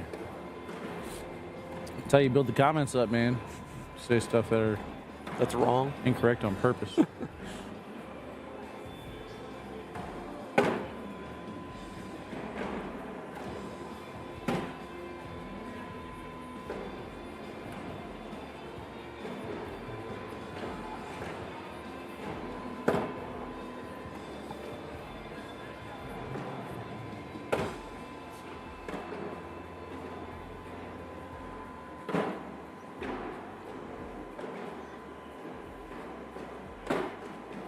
Ooh, Logan, I'm sorry, Zach getting aggressive going after that airmail. Logan's bags are just sticking on the hole. They're just not wanting to quite fall. See if Logan can go in here. And again, just the bags are just not falling. So I don't know if the boards are necessarily getting slow or if the bags are just slow how they are. This is Zach's first time over here. And like we said, Logan likes to go into the hole and then make a comeback. So maybe he's just playing into what works for him so far. Get himself fired up. That's what he's been doing. It's what's been working. So off to the right there from Logan. Just didn't look like the bag wanted to move far enough. Zach kind of gave it back. Looks like it could be potentially grabbed though. Great bag by Logan. Looks like loser side, Trey Birchfield beat Alex Hicks, lost to Riker 21-2. Jalen Jones playing bear paw right now, 17 to 12. Troxel taking on Zachary Engelkin. 18-9 is the score of that. Troxel's up. Justin playing Ryan Wingfield. Ryan's up 12-4. I wonder if Logan's going to go for a bar. So he's staying sticky side, so probably just going to go back block here. Reverse cut roll-ish is what that kind of looked like. Missed it, gave Zach an opportunity. He could go slick side, maybe clean it all up. Gonna have to go hard. Leans into it, and he gets them all to fall. Great push. Logan's in there, gives it up 4, 9-0 is the score. I mean, like you said, this has been the story for Logan. Yep, another big deficit, down 9-0 to start this one out. This is usually where Logan gets started. Question is, will Zach give him a window? We're getting deeper into the tournament. Skill level goes up every round. Somebody asked what Zach's throwing. I think he's either throwing the Lucianos. That's usually what he throws. Pretty sure that's what it says there. I know he's pretty big into throwing those. He throws them really well. Yep, Luciano. Score Sebastian and Ethan. Sebastian's down 7-10. Ethan's up on court 2. Winner of that plays the winner of here on court 1. It's 9-0. Zach Aiken's in the lead. Logan's got to find his footing again, however he needs to do that. That's the hardest part at the pro level, is sometimes putting blocks up actually works out in the favor of your enemy. So it's always curious to see how people manufacture or if they just play the game. Little double 4-bagger action there.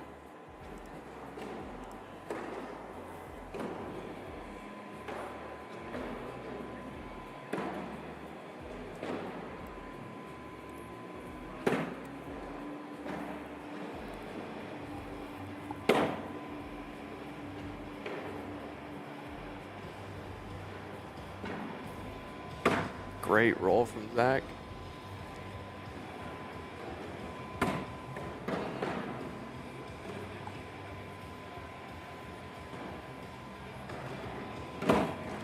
One thing I always tell people that are trying to get better, trying to get into the higher caliber of players that you have to pay attention to is if you watch people like Zach Aiken, Logan Chamberlain, any of your top level pros, is there's a consistency.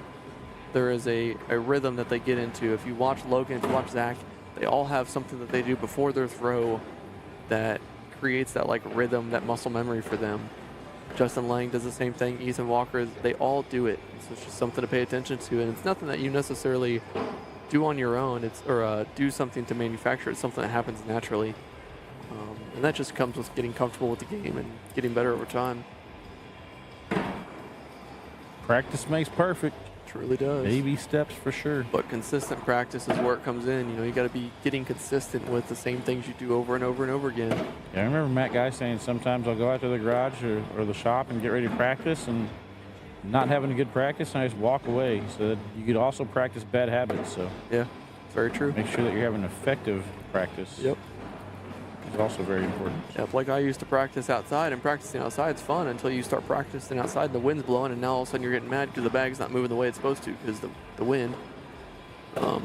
If you're going to a big outdoor tournament like Spencer McKenzie, sure, it's a good time to practice that, but in a normal setting when you're playing in controlled environments, that's something you don't want to necessarily get used to. Logan with an airmail there, great airmail. Kind of surprised he went with that airmail instead of a block. Yeah. Would a force sack either roll or go for the airmail himself. Now And he gets to collect. you give him an opportunity to do that. I think a missed opportunity for Logan to get a couple points there. One of those things, he's just forcing him to make those misses, trying to make him hit those shots.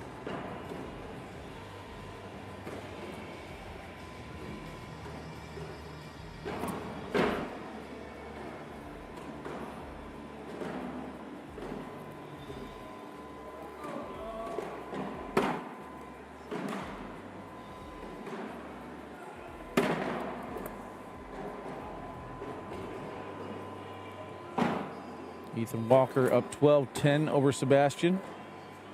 Winner of this will play the winner of that match for the king seat.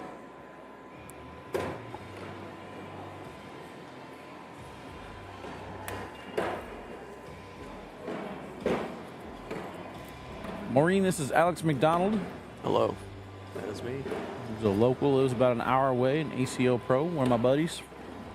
Back when he used to live here, well, he lived really close to me, and then he left me, went back home. I understand it. I respect it. Put a Rolex there for him, Logan. I think Logan's still got a bag hanging on the hole, too. Yeah. Looks like there's two on the rim. Yeah, he's got one in. Yeah, I would Just say he's, one, okay. I don't think Logan goes for this. Just should go in here, and he does. I definitely like tapping into the commentating side. It's enjoyable. I can say I've watched a lot of live feeds I've watched a lot of commentators, and Wally does a phenomenal job. I won't speak on certain people, but it's nice having somebody that knows the knowledge of the game, shots to go for, having the knowledge of the bags in there. It all contributes to making a good live feed and being entertaining. As Wally knows, I could talk all day long. That used to be like a little mechanism that I wasn't intentionally doing, but it would mess with people when I would talk in the middle of the game. Oh. Just start messing with people, and it's like, that's not what I'm trying to do. I'm sorry, but I would naturally do it. A lot of people like quiet. I don't like quiet. Librarians. Not me.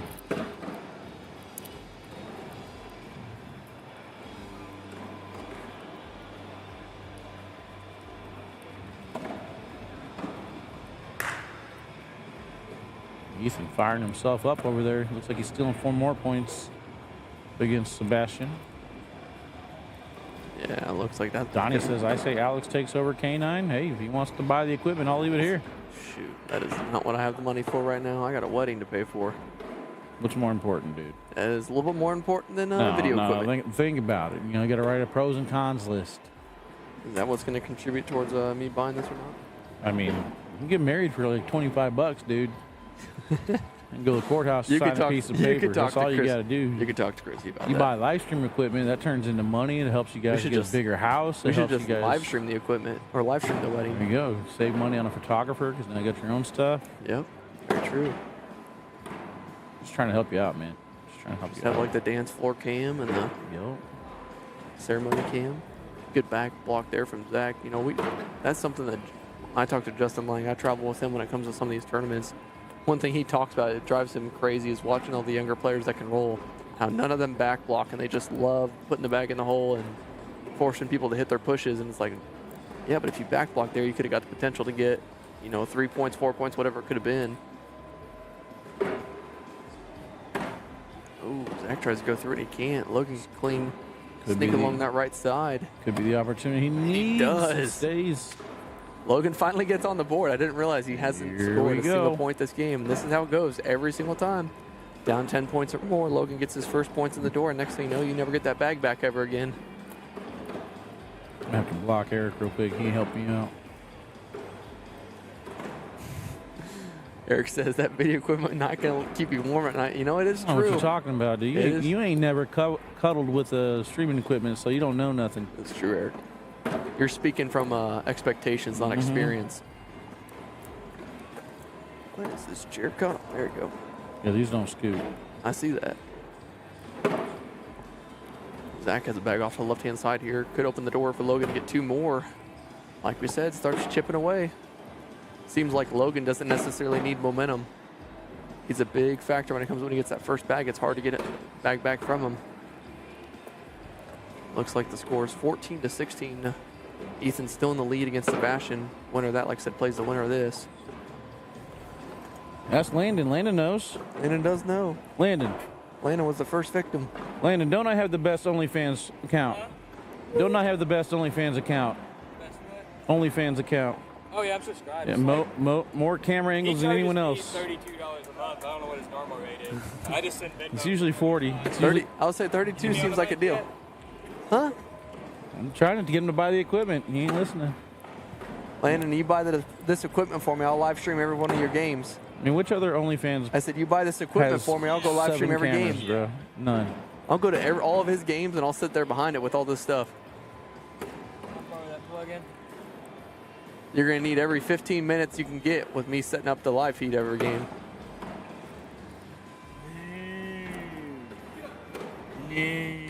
No dice? There's one over here. Oh, great airmail from back. Nothing coming there. Very scary. Nothing going there. Zach tried to get an airmail drag to get himself a couple, and he hit the airmail, but no drag.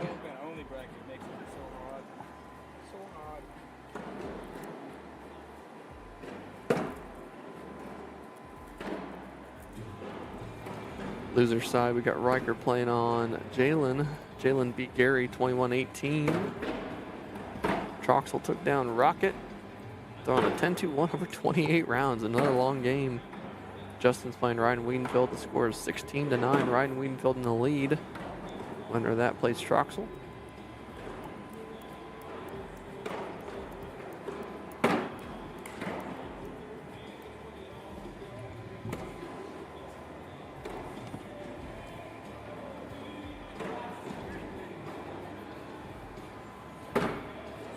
There's a social there.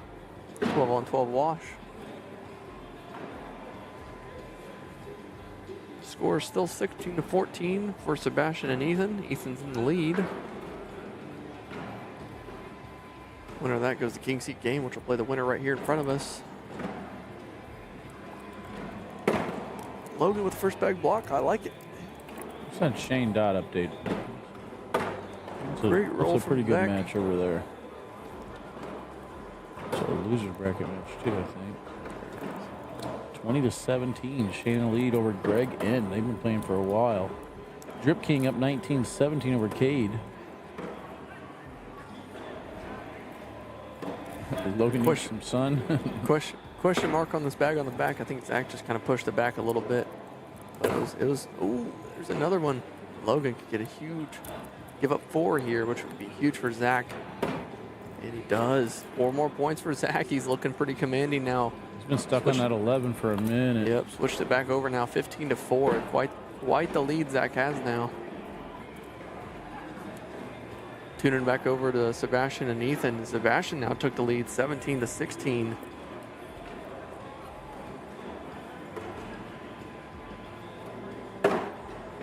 Zach's first bag's off to the right. I'll be curious if Logan can bully it out of the way at all. And he does a little bit, but we've seen Zach collect crazier things before. He's not going to chase it. I think he was just trying to go through, but he rolls right over it.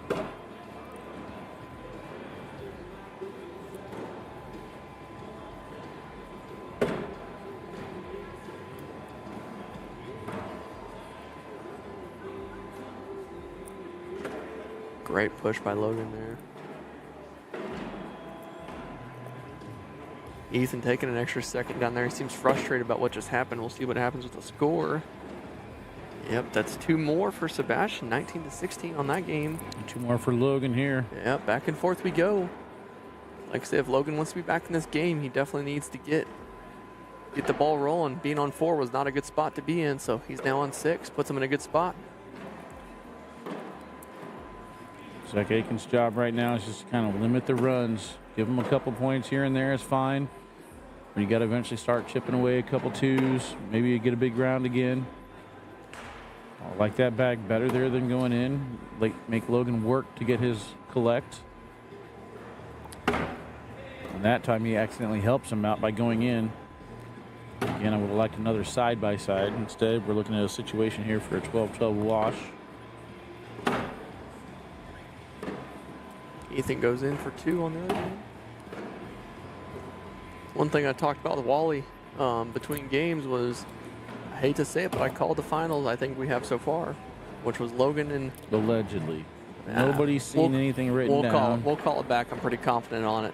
Nobody's seen it written down.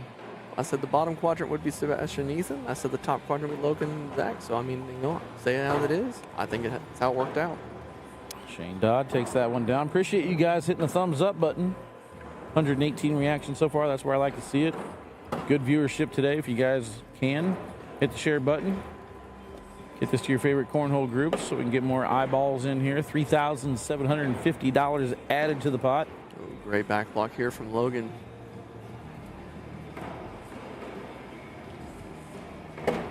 Great roll for there from Zach to sneak around it, leaving Logan the opportunity to do the same, and he does, leave it on the back of the hole. We'll see what happens with Zach here. If he can go in with this roll and leave that front bag sitting. He doesn't, but it still puts him in a good spot here. See what Logan wants to do. Yeah, taking a timeout, because you lay a block here, it leaves Zach the opportunity to hit the airmail for the win. Drag all 3 of them, but if you shoot the airmail and you knock him in, you're making his job a lot easier. Really tough situation for Logan between either rolling it, airmailing it high, or blocking. I don't know what I would do. It's a tough shot. I think you gotta try the roll. He airmails in. Like I said, a lot easier now for Zach. Zach can roll in for 7 to win the game. He does. And he gets that Zach Aiken going to move on. Takes the winner of Sebastian and Ethan. All right, we're going to take a break. When we come back, more singles action here in Topeka, Kansas. You guys in just a little bit.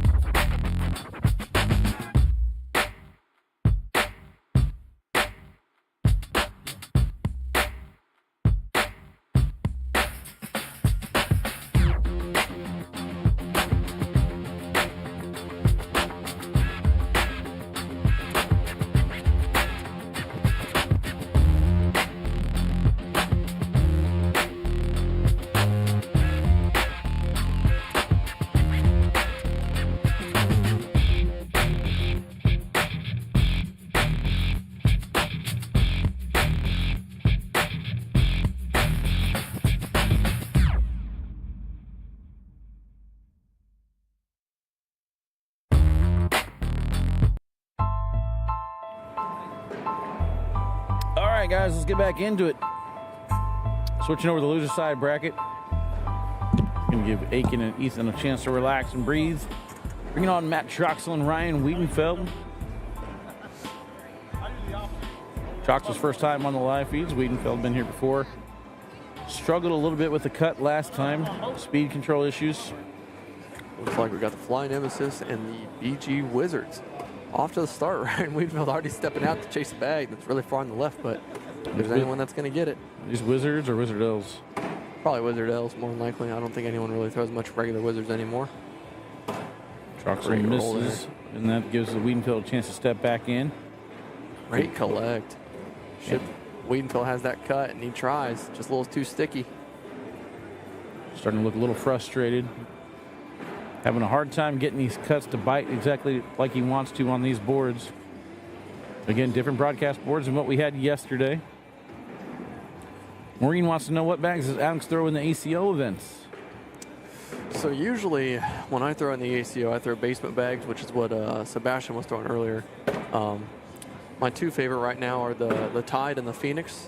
Basement bags Tide is more like a I throw fly Ravens. That's the similar bag. And the Phoenix is going to be more like the Surge X.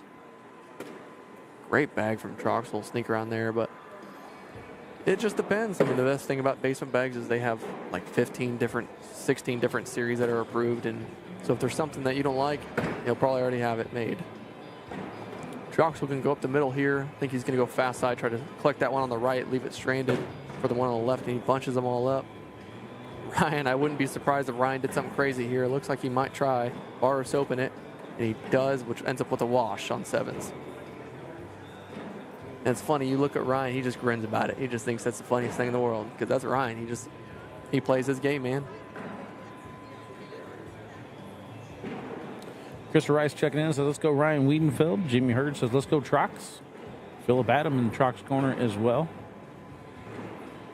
Two players very familiar with each other from the Midwest. Another miss. That one's too far out of play. Going to require some help from Wiedenfeld. I think he was wanting side by side, but stopped a little bit lower and shorter than he wanted to.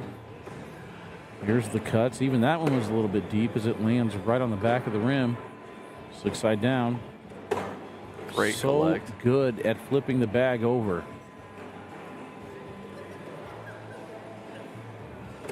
And a beautiful collect from Troxel there. Greenfield able to go in there and get 2 on the deal. Puts the score at 2-2.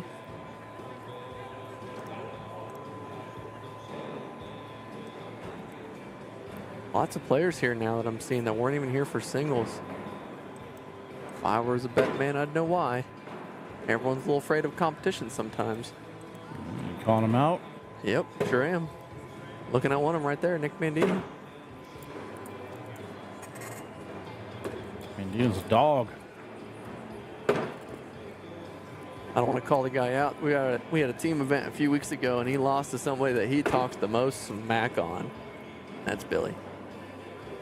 Do you guys think that a lot of the ACL pros will go to the ACO with the field of pros shrinking next year? I think without having restrictions to play, they'll play wherever they can. I mean, I don't necessarily view it as people going to play in the ACO. Like, I just view it as them Great playing. push there by Troxel.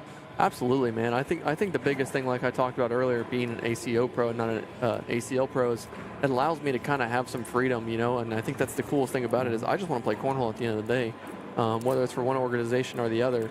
I like being able to play whenever I want to play. And so if I'm an ACL pro in Kansas City like Riker, Landon, you know, it's difficult because then all of a sudden we have regionals on weeknights sometimes or weekends, and they can't go play those regionals because they're an ACL pro, whereas they just want to play. That's all it is to it, and that could be the only tournament going on in town. They don't want to go drive 3 hours to go play.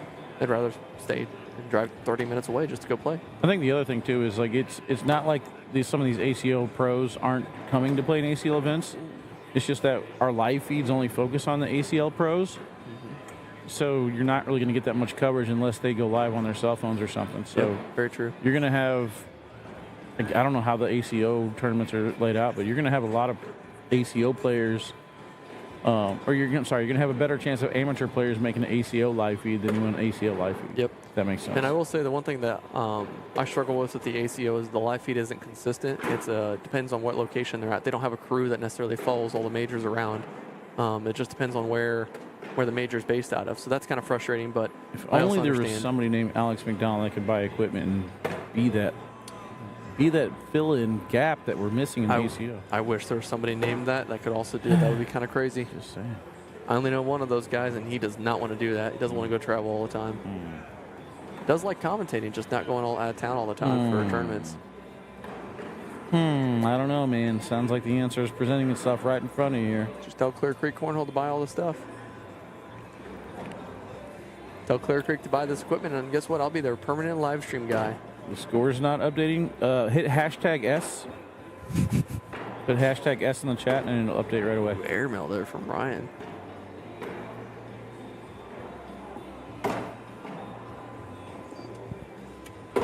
Score is actually 2-10, but yeah, you guys, if someone would type that in the chat, it should update on your guys' end. We need one person to do it too. Hashtag S, and it'll update right away. That's another 4, 2-14. This is the thing you see out of Troxel, though, is Troxel, he can get the same way as Ryan is, and he can just not give much effort into the game once he sees himself losing.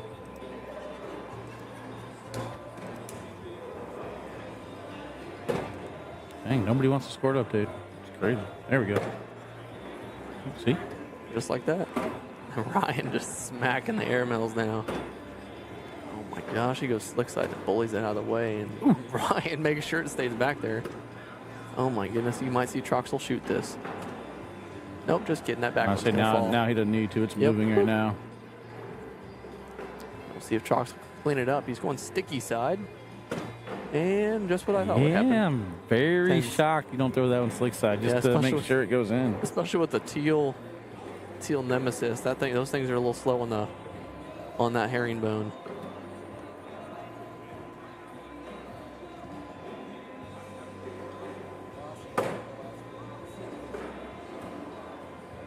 But yeah, we got a couple live feeds left on the docket for the K9 unit live feeds. We'll be at the Wild West Shootout in Wyoming. That'll be a lot of fun. And then I will be at the Augusta County Cornhole Regional, if everything stays to plan, at the end of, or middle of July 11th weekend, I believe. Oh, you can see the frustration hitting on Troxel's face now. The bags are not moving the way that he wants them to. Again, this is his first time playing on this court, so just a little bit different. Finishes with a 4. Game ain't over yet, though. 20-2. Thank you, Christy. You saved us all. See, I'm telling you guys, I would never set you up for failure. You know what I mean? If I tell you to do something, it's because you got to do it. He knows what's going to happen whenever you do it.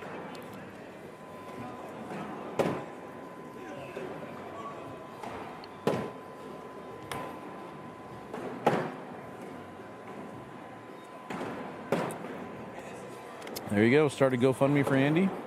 Ooh, I weird like little it. roll over there. That was kind of interesting. Troxel just lofts that slick side up. He's just frustrated. He's so checked out of this game. He's probably going to end up shooting this. He's got a little bit of He's going life. to try to He's dirty gotta shoot bag. it. He's dirty bagging that bag on the right and shooting it. I know he is. Bink. And that'll do it. That's game. Troxel's just frustrated. Yep. Doesn't know what's going Unfortunate that the boards on the live feed play a little bit different. I would like to see this match a little bit more heads up, but Yeah. that's all right, guys. We got a king seat match for you guys. When we come back, we'll take a quick break. When we come back, king seat match right after this.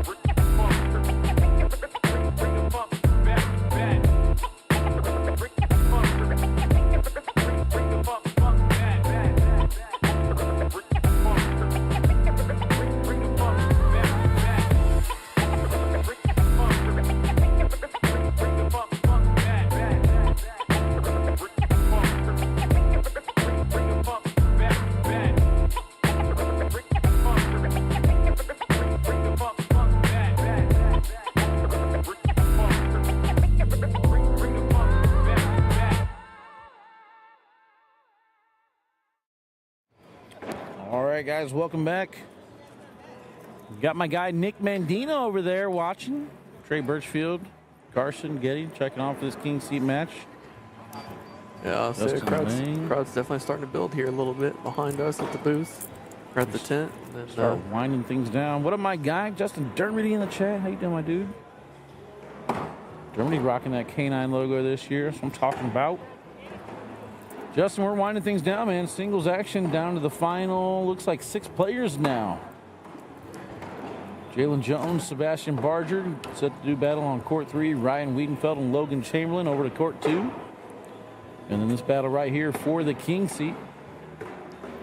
6 players remaining here. Over in the social division, we got Achilles and Luke B, Travis Hess and Corey Thomas. Rick Ross, Jimmy P, Chopsticks, and Tyler Carroll are your players that remain there. Top bracket looks like Seth E and Shane Dodd heading to court 11. Drip King and Mark L underway on court 12, 12-6. Drip King in the lead there. Joey Z, Corey S, Mustafa, Robert D.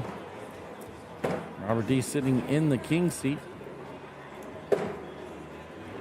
You are allowed to wear headphones on K9 live feeds. This is true. Because 1, I don't care. And 2, this is a non-sanctioned tournament, so you're allowed to have some funsies. Yep, great bag there from Zach to collect. Wash on 12s. Ethan took the pullover off. That must mean he's getting serious. He's serious. So I'm curious to see how he plays now compared to how he played last time. Because Wants to seriously take a piece of that $3,750 added, baby. Good news for these guys. They are all guaranteed money at this point, being playing for the king seat. Yep. These guys didn't come here for nothing. 2-0 score. Ethan, really not that far. I mean, he's far from home, but he's not, you know. Parents live up there in Iowa, and he lives now in Florida-ish. I don't know. It's hard to keep track of the guy. I think he's back in Iowa. Been there for a while. Has he?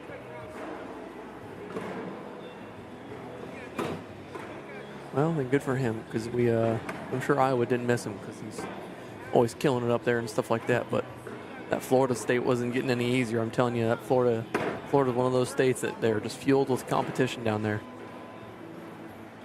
It's another 2 points. We'll tie it up now, 2-2.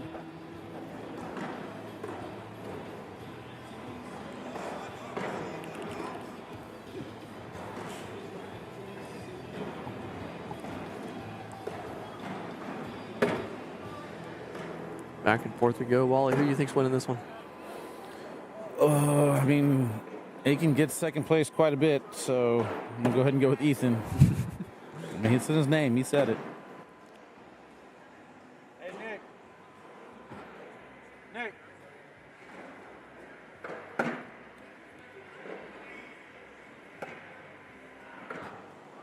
He's too busy talking to everybody else. Appreciate you, Donnie. Got the score updated. Let's go. Donnie saves the day. We need more Donnies in our life.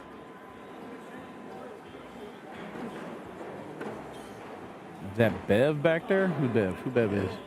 Billy. Billy England. Oh, Billy? Billy. Yep. He's over there warming up. What up, my guy? My dog. I had that. I've been missing you. I had that South Dakota pop up in my.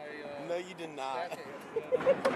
It popped up yesterday. Oh, yeah, it was good. What's up, my boy? How are you, buddy? You still in? I didn't play. Are you play singles? Are you playing doubles? And I just hated it. Don't have a partner, so no, I'm not playing. You didn't? No. You should play with Jordan. Nobody asked me. Because I think you're one of the person. So what? Shit, is that live? Like,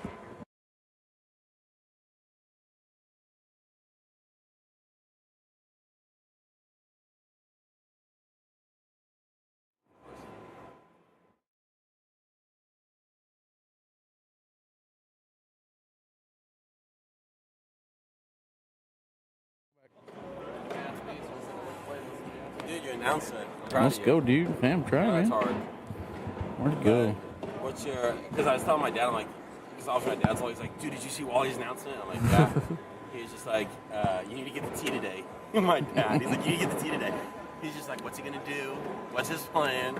You're like, you know. Sitting right here, now it's just Zach's like, off to the left of that first bag. Because obviously you love doing this, but Yeah. it's Gotta do you what's know, good for me, man. because you realize that there's more, I guess, more for you, more destined for you. For sure. Who are you playing with doubles with? Oh, yeah. See, I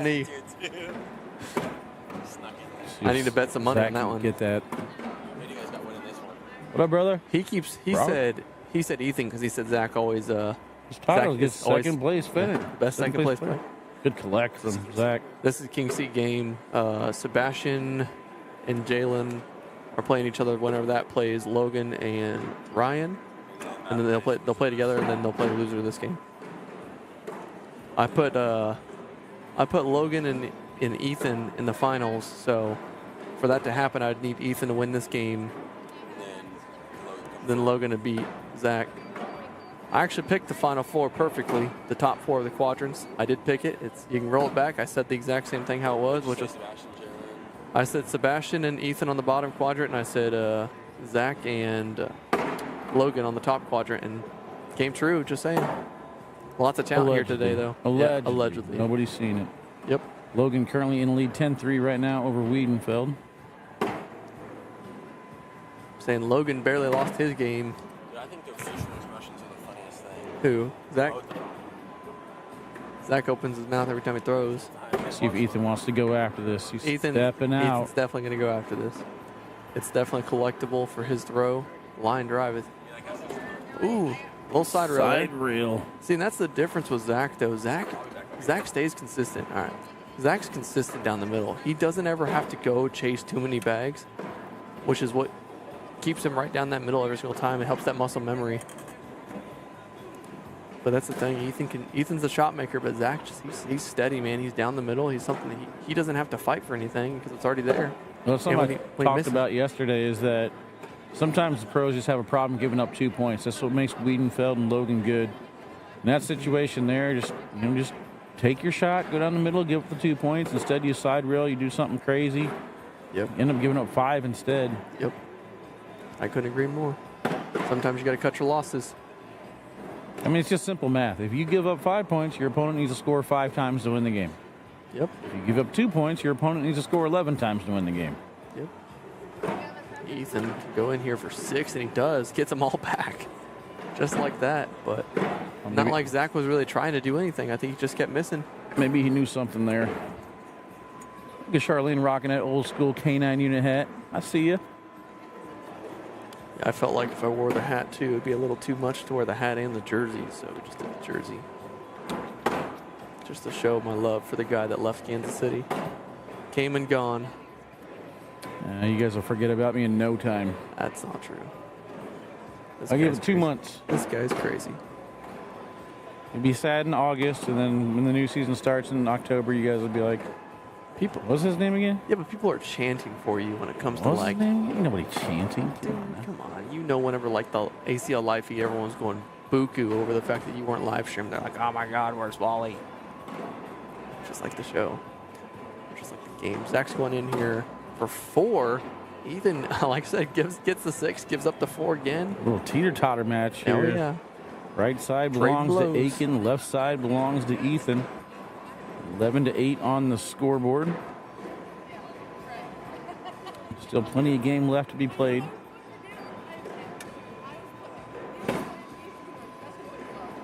remember yesterday, Zach Aiken's dad, Matt or Matthew, he was like, I'm biased, but I'm always going to pick my son. Well, hey, you got a pretty good biasness when your son's throwing this good. Give him credit where it's due.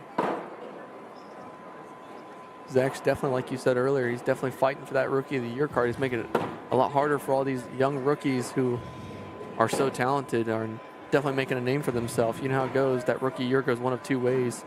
You either show up to the expectations of your talents or you crumble because you're not used to the pressure. But like I said, Riker Wells, him, there's plenty of rookies that have definitely showed up. That's too far to the left. Had a chance to retake the lead.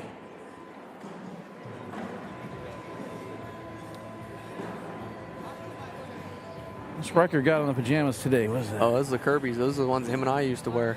Okay. We had matching ones. Chrissy bought us matching ones. We wore them for a lot of our ACO tournaments, ACO regionals. Those ones are comfortable. Let me tell you, man. Those ones are comfy. I wore them one time, and I'm never wearing them ever again. Too many guys looking where they shouldn't be looking, man.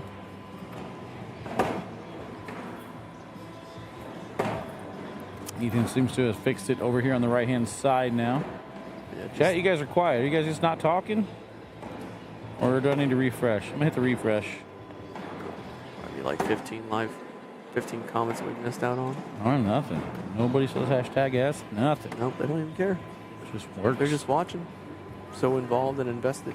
All right, so he was able to fix it with the 12 on 10 on the right side. That's going to be a lead change, 12 to 11 on the scoreboard. Oh, yeah. See Python Pat over there still throwing. Is he still in it, or is that Cash Games? That's your social. That's your... Unless like that's not updated. Cash Game City, it looks like. No, he's probably just warming up with Jared for doubles. Nick Mandina, Jared Smith throwing doubles together. Wrong Pat's throwing camera, my bases. bad, my bad. Great roll there from Zach.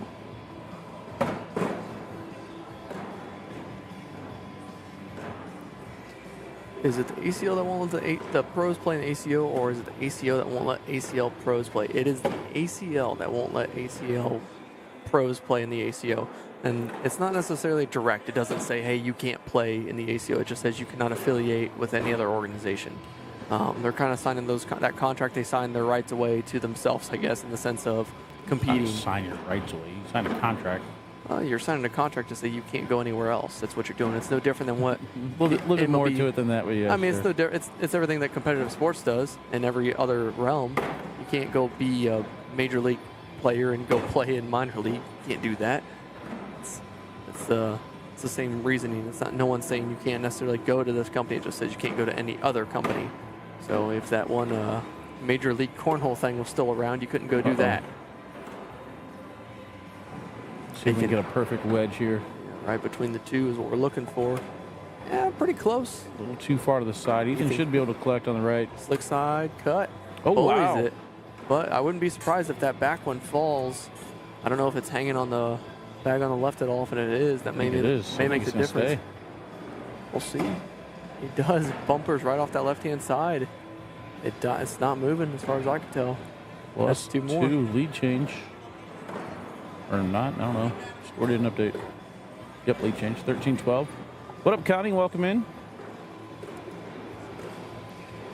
Winding down singles, Connie. He's in the king seat match right now. We got Grandma and Grandpa cheering for Zach, though. We got to love that, too. We got Grandma. Oh, Grandmas on Grandmas here fighting each other over their grandchildren. Grandma fight.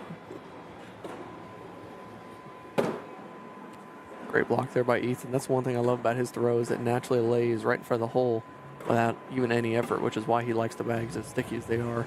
Kind of like the bright yellow boards. It kind of adds a little color contrast to the life here. It's not very rare that you have bags that are bright yellow, so it definitely never meshes with any bags. Great sneak around there by Zach. Ethan's off to the right there. We'll see if Zach can either go in bullying that bag out of the way, because I don't think Ethan's going to chase it, but get rid of that temptation for him. And oh my goodness, Ethan just throws that his last bag off. Completely just mistimed it. It's 5 more points. See that coming. No, that was just a complete looked miscue. lazy. Looked like a lazy release. Like he was just like, man, I can't believe I'm giving up 2 more. Took his mind off what he was doing. Yep. Throws it off the back of the board, and it's 18-12 now. Yeah, big swing there, and the difference of just paying attention when you're throwing. Turn the brain off a little bit. Great block there. Makes Zach have something to look at, but I could see him easily just blocking or rolling over this one. Yep, Zach was my pick to get the king seat.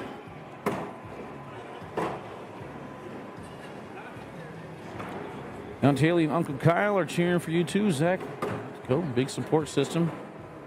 Back falls. Kind of frees up the airmail now for Ethan. Too far to the left. This could be game. With your opponent sitting on an 18. Either a roll or airmail for the win. You roll get the roll perfectly, but you know Ethan, he can still Bar hit the soap bar coming. soap. And he hits got it. it to save the game. Smacks it. And right away, Zach looks up like, come on, dude. I mean, we all knew it was coming.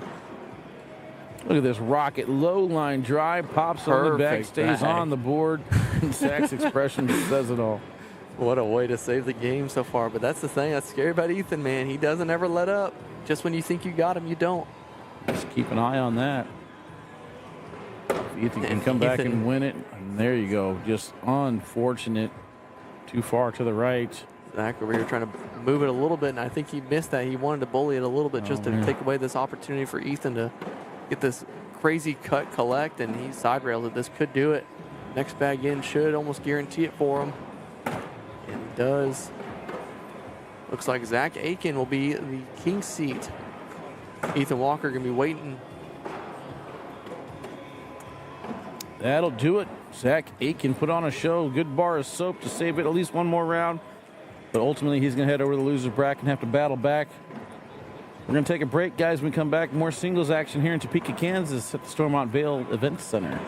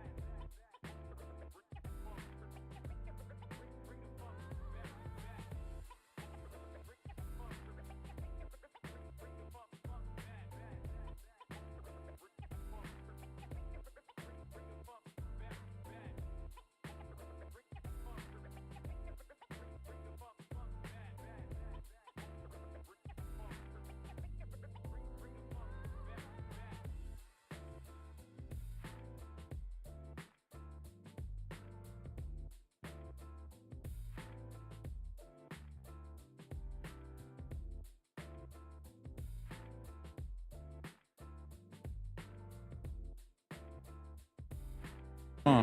How about now? I don't know why we're muted. Dang, dude. We've been muted the whole time. Appreciate you, Donnie. I didn't even know that, dude. I was going through my basketball and hockey bets. I was asking you guys to help me make my bets. And I was wondering why nobody was chiming in. That's on me. I didn't know we were muted. But anyway, I took the St. Louis Blues and the Dallas Stars plus 1.5 for the NHL playoffs. And then for basketball, I took the Bucks plus 5.5, the Nuggets minus 2.5, the Knicks minus 7, and the Lakers minus 7. So, yeah, I didn't know we were muted the whole time there, Alex. Oh, we were. Screwed us up, bud. We were just talking to ourselves. Yeah. All right, I'll see you Bubba. later. Love you. Good luck. You guys missed out on a lot of good commentating. We were talking about so much. Yeah, it's great stuff. Yep. Well, Anyway, 7-4. First time that we've seen Logan start off with the lead. He's got an opportunity to push through for a couple more. There So you far, go. so good. One bag left.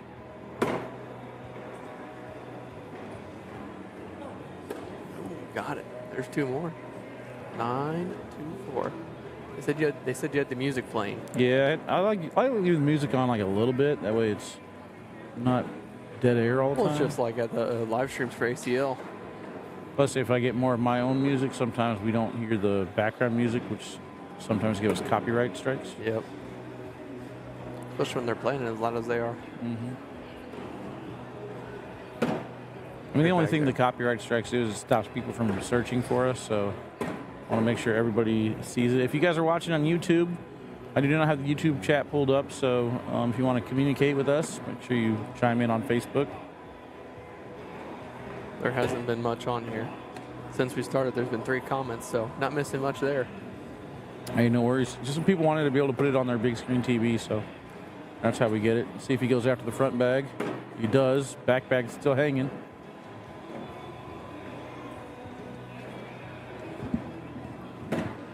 Ooh, it might be tripping. It looks like it's moving but it quite a doesn't bit. go. I think it's moving. I mean, I really do, but Logan. it looks like Logan it would know kinda- better than anyone else if that bag was moving or not.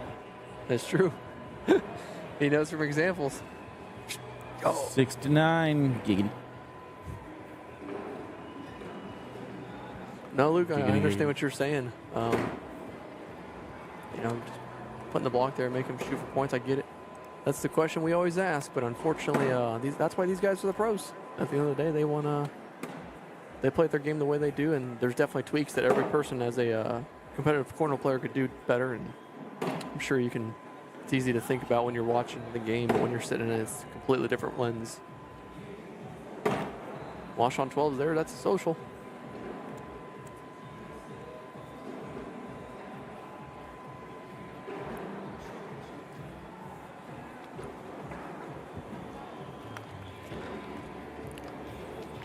Good job yesterday. Hey, you don't completely suck.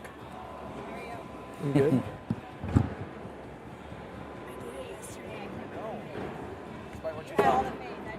Yep. Somebody's got to do it.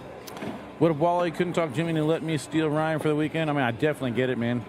I mean, how much would you guys have had in the tank anyway coming up here? You know, after a long night yesterday, then a 4.5, 5-hour drive.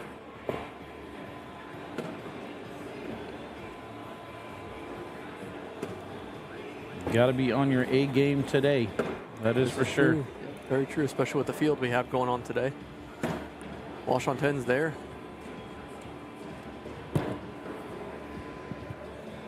As much as I like Logan, I like to see Sebastian win.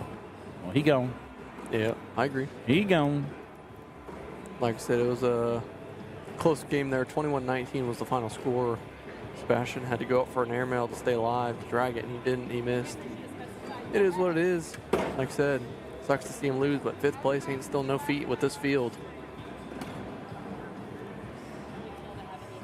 Especially because he was so close to being in the game for King seat. Lost that one 21-19 to Ethan Walker, so he was definitely there.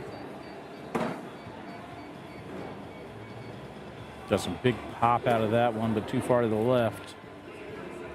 Jacob said we would have got there at 3 a.m., I think. Yeah? You guys would have probably got about 3 or 4 hours of sleep. Ooh. Only gets a wash there on 10s.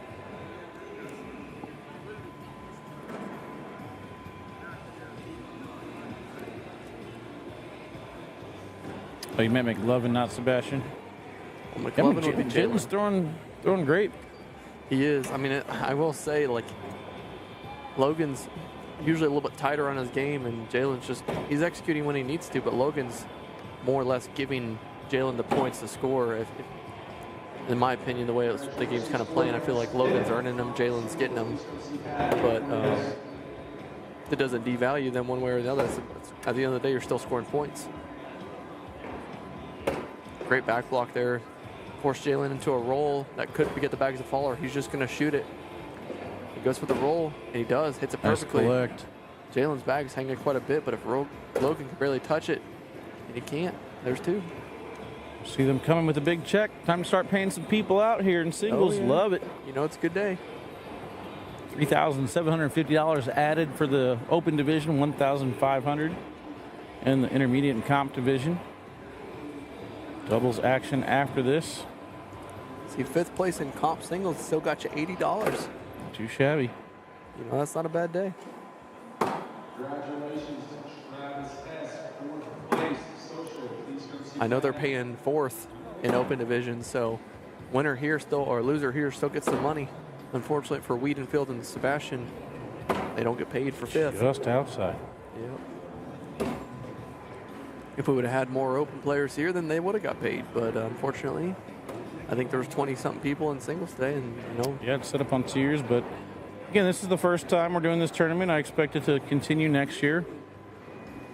Logan able to squeak 2 out of that one. 11-8's the score. He was up quite a bit at the beginning, and now Jalen's kind of hanging around. We'll see how this game keeps going as it looks. They're both playing pretty consistent, but misses here and there. It's definitely not like the game we had earlier with Zach Engelken and who'd he play? Logan? Was it Logan? No, he played it. Was it Aiken? No. Who the heck was it? It wasn't Aiken, was it? The first time we had Aiken was the King Seat match. They played each other. They both struggled at the beginning. Sebastian. It was Sebastian Barger. It was Sebastian, yeah. And they threw like over an 11, both of them. Zach even messaged in our group chat and said, it sucks when you throw an 11 and still lose. It sure does. Especially over like 30-something rounds.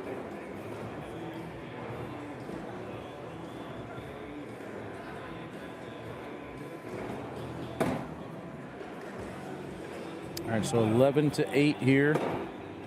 Logan going away from the block and just running bags right now. That's one thing I like about Logan. He switches it up. Not afraid to run bags at times. Not afraid to throw blockers and create situations. That's the hardest thing about a lot of these block and rollers is back in when first blocking and rolling came around, a lot of them could block and roll, but they could not run bags to save their life. They couldn't put the push. They couldn't do any of that. It was kind of essential to a game. So I'm glad to see that all these players that have learned how to block and roll and do it on a continuous basis now know how to run bags just as well, because that's just as important in the game as being able to block and roll is. Yeah. It's all about how you manufacture points. Going too far to the side. He's not happy with it. Jalen should be able to take advantage. Yeah, You can manufacture points by running high PPRs or putting blocks and getting around it somehow. Yep, and I'll give credit to Logan because I think that he's one of the best at it. Great cut around there by Jalen, gets him 4. There's Logan getting himself fired back up. He's used to being down 12-0, not 11-12. So he's starting to manufacture that intensity a little bit easier now to get to that goal rather than being down in the deficit that he's used to. But Jalen chirping at him, saying something. Kind of teasing a little bit. Fight, fight, fight. Call timeout and duke it out right here. We got the replays ready. Like I said, Logan's throw is just one of those that's so unique in the sense that he doesn't really have to change much to roll or throw a normal slide bag. It's a perfect cut around there. See if Jalen can cut around himself. He almost does. Logan might go slick side, try to cut it up that right-hand side and collect 2. Get 2 here. That's what his goal is going to be. I mean, if he can somehow sneak and get all the way around it, get 4, that'd be kind of crazy. And he does. That is indeed crazy. That is exactly what he did. Let's take a look at that again. That was nasty. Didn't even touch that bag that was half hanging in the hole. Just swoop right That's around insane. it. Beautiful push there. But hey, that's what the pros do. I couldn't do that. That was nasty. Well, you are a pro. If I did that, it would be on accident. Yeah, slick side cut. I can't get any left to right movement or right to left movement on sticky side, let alone slick side. Very impressive shot there from Logan Chamberlain. Retaking the lead now, 15-12. Just for him to miss a slide shot. Struggling over here on this side, though. On the left side, he is missing that bag a little bit too far to the left with his arm on the outside. There you go. Sneak around that reverse side. Jalen, I was gonna say it's gonna have to work for that one. Logan can go in here to make him work for it, and he does. Jalen might shoot this. He does. He almost got lucky and almost dripped in, but wow. That's 4 more. That That's bag 19. had full momentum dripping back in towards the hole and just stopped. 19-12. Jalen is one mistake away from losing this game to Logan. Yep. Ethan Walker waiting for the winner of this.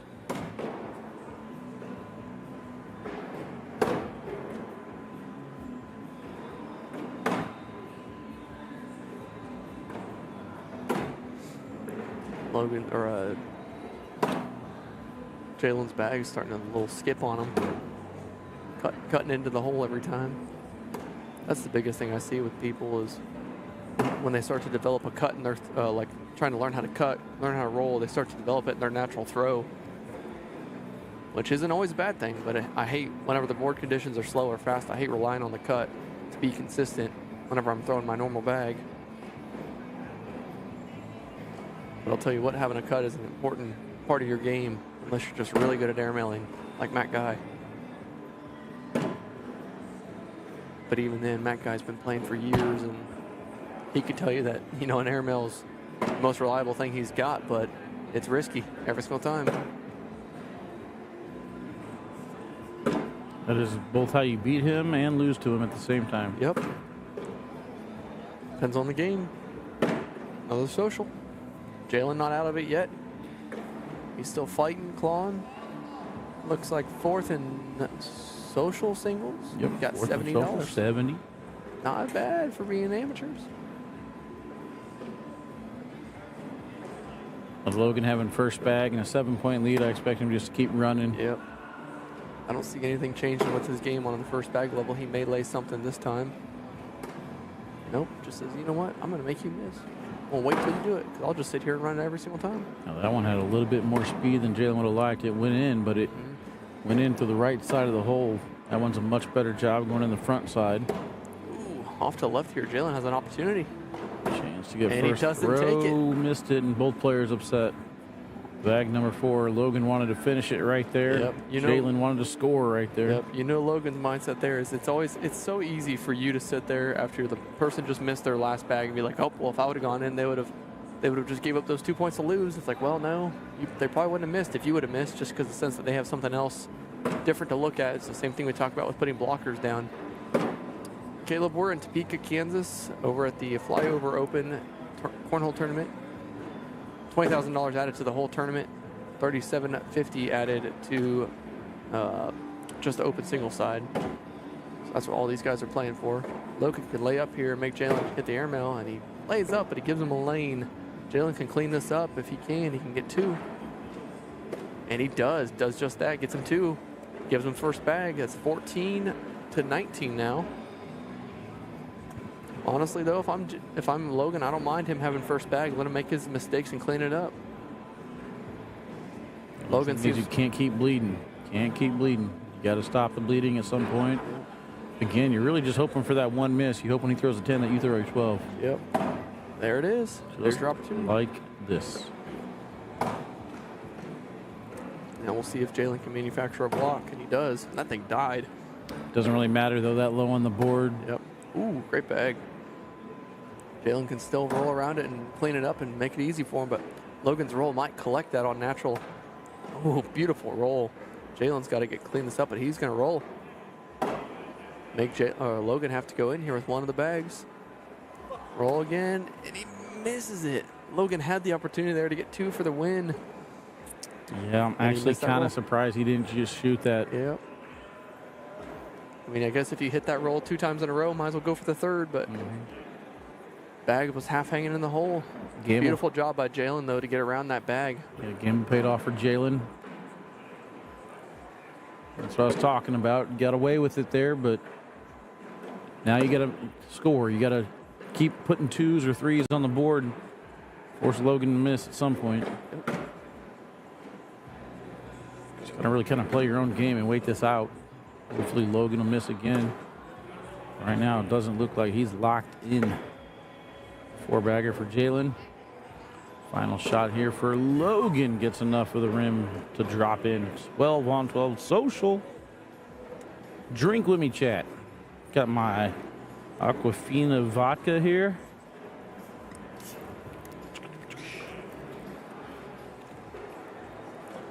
Logan must have heard us. He took a hydration break there, too. He knows the rules. He knows the rules. It's true. Ooh, that one ended up really low on the board. Flipped its way really close to the hole, but still got to work for it. Nice step out there from Logan, trying to bully it a little good bit. slick This side. is the chess match now. I push it out, you bring it closer. Now Logan's like, all right, just reset. Hopefully Jalen will miss, he thinks. Jalen does not. They're floppy, but they're full. Replacement. Final shot here from Jalen. Hard tilts. Ooh. What do we think? We think we're going to see a bar of soap for the win? Either get a bar of soap for the win Or or just an air reverse- mill. I think reverse cut. I think we're going bar of soap. He's got to think about it. Yep. I like the slick side hard. I like that bar of soap. Bar of It's soap. tilted pretty high up. Bar of soap. Bar of soap. He's bar right-handed. of I soap. like it. Bar of soap. Bar of soap. I mean, he may not even need a bar of soap, soap. but these bags are so sticky, he could almost reverse cut in. No, bar soap. But he's going to probably have to bar soap just to guarantee the opportunity for that to even go. Slick side down. Bag in hand. Bar soap attempt coming. Deep landing spot. Gets them not the both worst off miss. the back of the board. Yep, not He the only worst miss missed there. that by like a couple inches. Good news is, no harm, no foul. Just opportunity gone now. So now you're going to have to wait for a more orthodox way of scoring 2 points here. That's the second time, though, that Jalen has given Alex a chance to win the game. Alex? Who's Alex? That's what I said. Logan. I don't think we look alike. That's a weird low block. Jalen just gets right around it. That's kind of in his normal bag for him. So I don't think Jalen has to really try anything crazy to get that bag. No. Logan, he's not really Take leaving the it alone. points. Yep. Right now, it feels like it's Logan's game. But you get to 16, Now it's and not. all of a sudden you start thinking a little It's bit differently. A miss on the board and a miss off. So yeah, definitely a different game now. 16 to 19. Logan's still in the lead.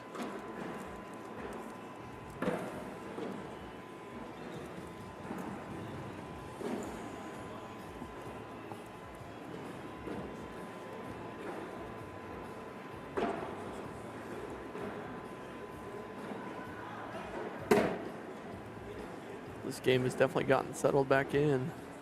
There was a while where it was pretty variable. You didn't know what the round score, the score of the round was going to be, and it's been pretty much 10s and 12s for the last few rounds. See what Logan does with this blocker. Oh, He's just going to right roll over over it. it. That actually spun it into a diamond position. Beautiful rolls by Jalen. Jalen's really showing off that role he has now, which hasn't been part of his game for that long. Got to collect. He does. Great bag by Jalen. Clinical round. See if Logan can finish up. Just like that, you got to wash on 12. So it was a masterpiece of a round when it came to block rolls, playing around it. They did everything they needed to there.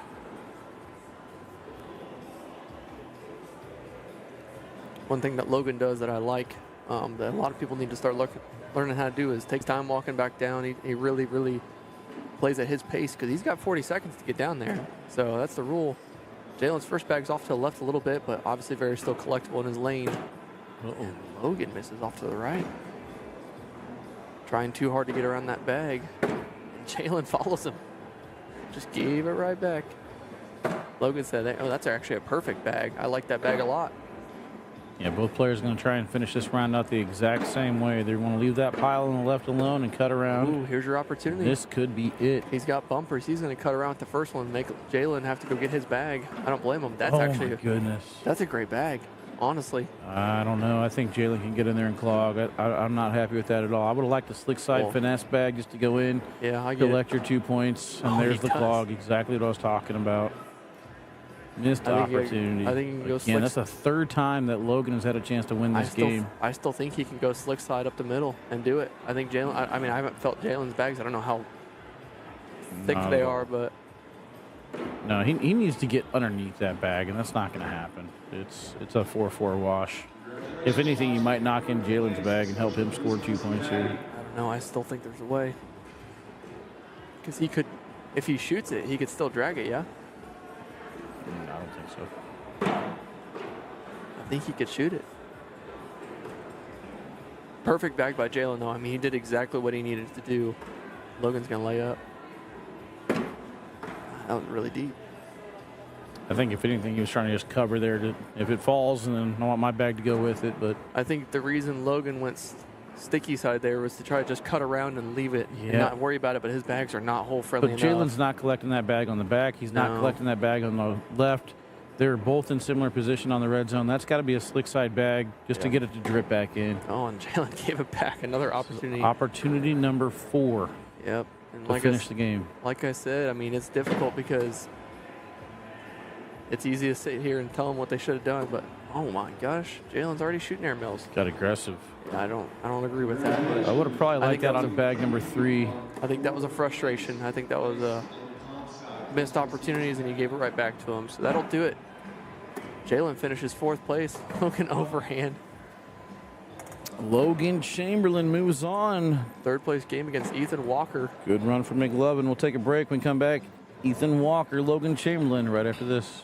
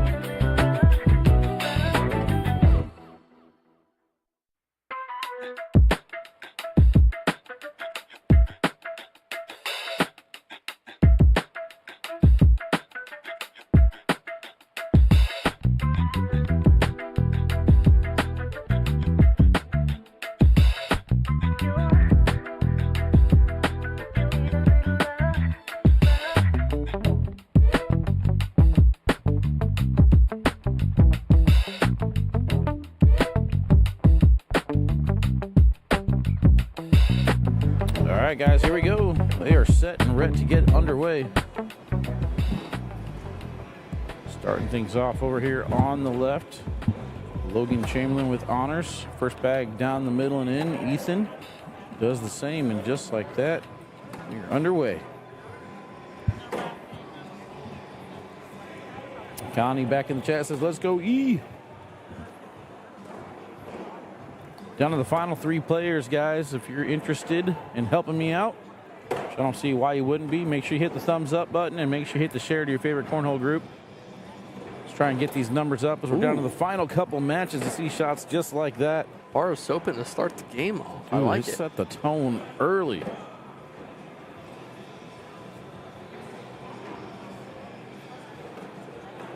Big shot there from Ethan to get things underway. And Logan cracking chokes. The 2-0 start.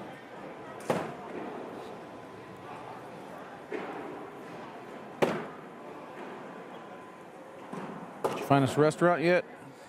No, I haven't looked at that yet. Starving. Troxel just messaged me about how busy these boards are, and I said, yeah, they're definitely busy. Got a little bit going on.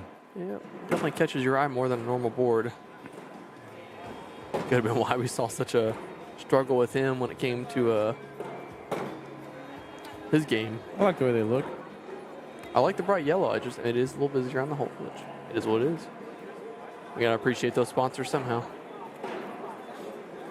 Yeah, I probably would have liked the hole to be a little bit more clean, and then have the beat underneath the hole rather than part of the hole. Yep. I can see that. Love the color schemes though. Yeah, like I said, I'm not a huge fan of the designs being incorporated in the hole.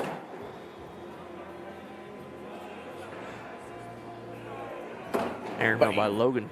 Smacks it. Ooh, airmail again. Uh-oh. Boing. Smacks it again. Logan just hitting all the airmails. Yeah. Ethan going for the roll. He does. Gives up 2. Let's look at the first airmail from Logan backside.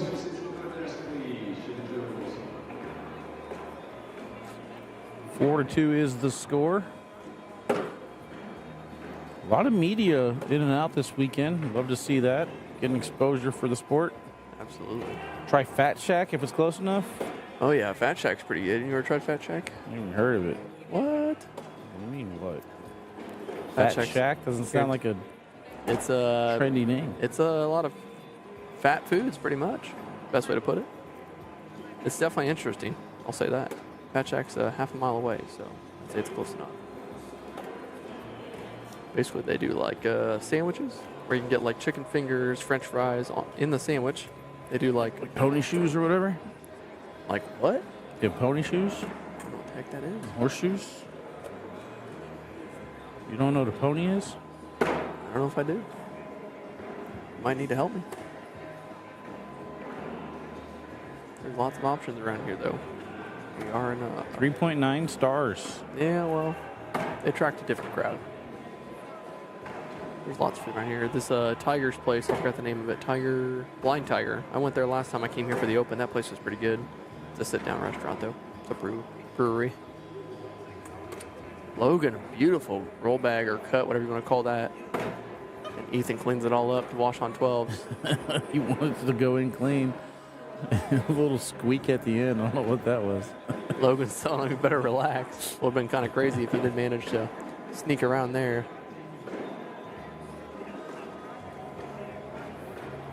Fourth in comp? No, social. Fourth in social, paid 160. Pretty good.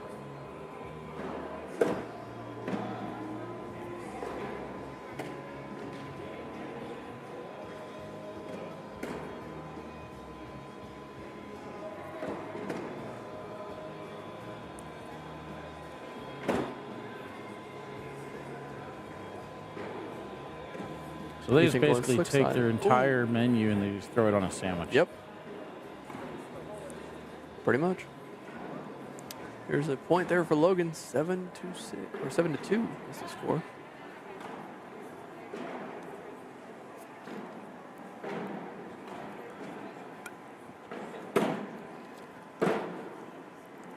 Walker to start this round. He knew that was low.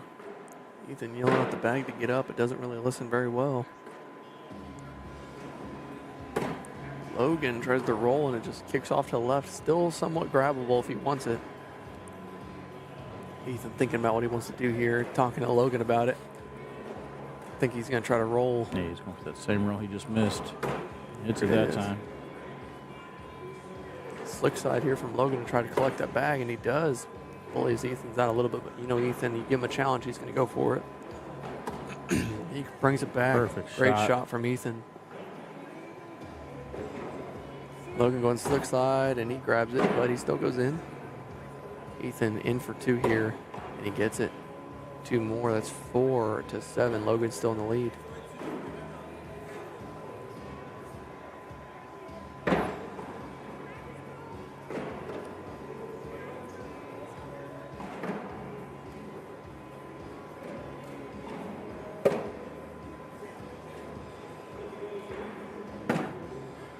Great block there by Logan, making Ethan not chase the temptation of getting that bag on the left. Lays a back block. I don't like that bag. I would have liked it if it was a better block. That Yeah. one's just too far to the side. Yep, and they're exactly That's what why. Logan does a beautiful job of getting that. Ethan's now going to chase those bags on the side. And that's a big front board. I did not like that decision at all. If you look the way it's lined Yep. up, that back bag is not pushing towards the hole. Ethan still goes for it. He's showing a 4. He was very determined to get that one bag Yeah, in. this is very true. And Logan misses his full opportunity. Still gets 6. A lot of points, nevertheless. Puts him on 13-4. Connie, I will agree. The smiles are definitely something that you'll see with these two. Every time I've seen them play each other, they're always joking up about the whole game. I think that has to do with them being partners on a lot of these tournaments that I see them at together. Said Logan comes up here, Ethan comes down here to meet halfway in the middle and get involved with Kansas City tournaments and stuff like that. Ethan going for a cut around here on the right-hand side. Beautiful roll. Logan trying to clean everything up. Said, all right, I've had enough of that. Beautiful bag. Perfect push. Throws it all together. Ethan throws another block. We'll see if Logan can get over or if he just wants to block. And he's setting himself up for a roll or an airmail. And he misses it. Gives up 3 more. There it is again, that explosive-like play. Ethan's a little aggressive. 16-4 is the score now. Jeff says, hoping to see some MEC members make the live feed today. What's MEC? Where's that at? Missouri Elite. Or no, not Missouri. Yeah, I think it's Missouri Elite Cornhole. Where Midwest Elite. Oh my gosh, they're going to yell at me for that. Where are they Midwest out of? Elite Cornhole. They're out of Kansas City, Overland Okay. Park area. Okay. Gosh, Jeff, don't yell at me. I'm sorry. I should have knew better. I'm out of the game.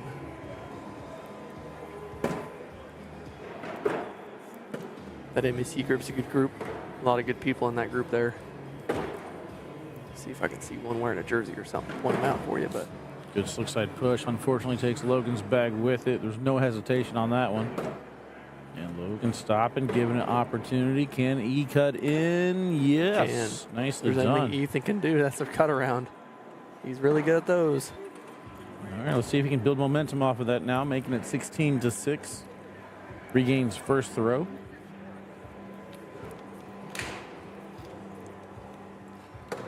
Is Shane playing his finals? Is that what he's doing over there? Let's take a gander. Looks like Tyler Carroll takes down the social division, defeating Jimmy P. 21-0. Wow. Skunk pays double. Robert D sitting in the king seat waiting. Yeah, Shane. Shane D and Mustafa tied 10-10. Great airmail there from Ethan.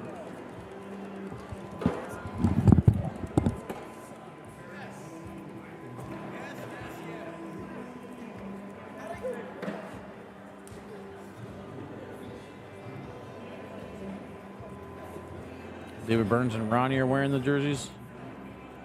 Thought I saw Burns earlier. Best match of the flyover so far. Dude, they all blend together. It's really hard to remember. You see so many matches. Like once the match is over, it's hard for me to remember. So you have to be like super memorable. I'm trying to think. I think Sebastian and Rocket was pretty good. And I want to say 8 or 9 double 4-baggers in that match. Ooh, landed short. That's going to do it. Oh, I didn't have the scoreboard updated. I apologize for that. It was 18-6 going into that round. Ethan's falling a little bit short. Logan going to advance to the finals. So Logan will now take on Zach Aiken. We're going to take a quick break. I'm going to leave the scene here while they go down and back since he's already on the court. I'll see you guys just here in a little bit.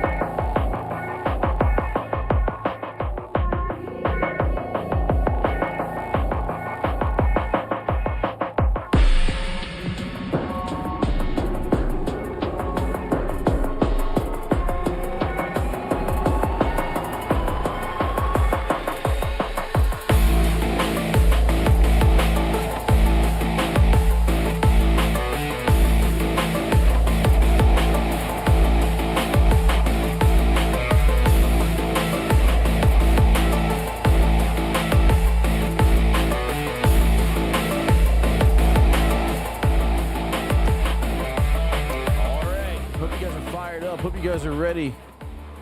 Championship match here. Zach Aiken, the best second place finisher, taking on Logan Chamberlain. Zach is in the king seat here, so we are away. Logan's going to have to double dip Zach, but I don't think that's going to be something that's necessarily a worry for Logan. And there is a canine curse. If you guys are unaware, usually when I'm on the microphone or in the building, it goes to game number 2. We'll see if Zach can avoid that curse. Zach took down tier 2 yesterday in the blind draw. I think Logan got second, if I'm not mistaken.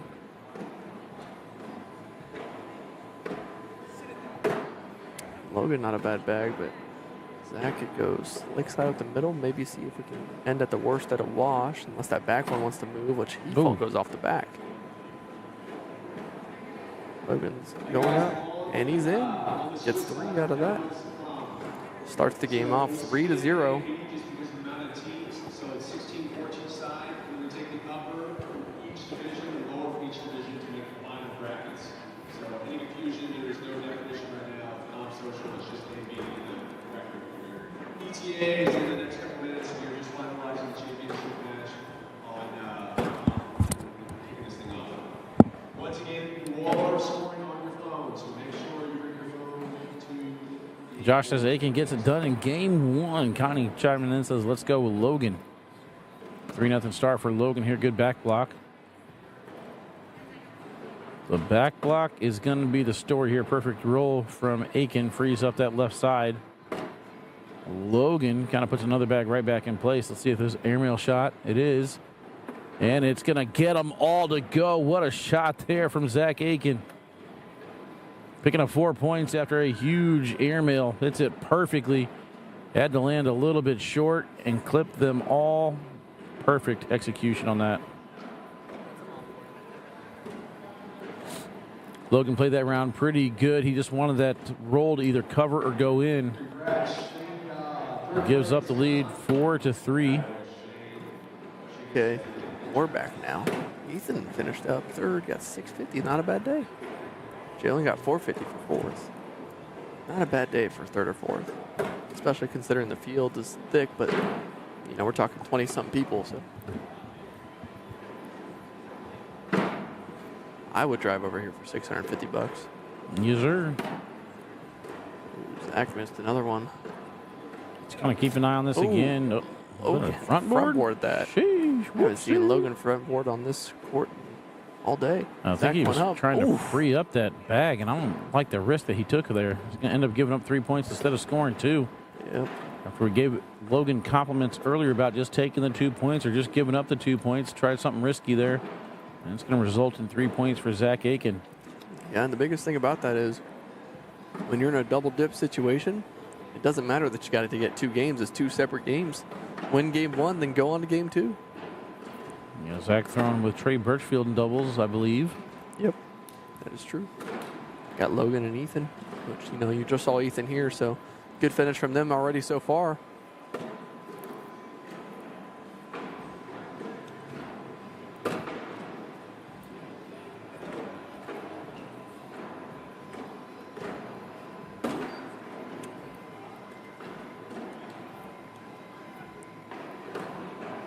Hardest looks like push, getting the bar up, fires him off the back. Still gettable bag, though, from Logan if he really wants to go get it.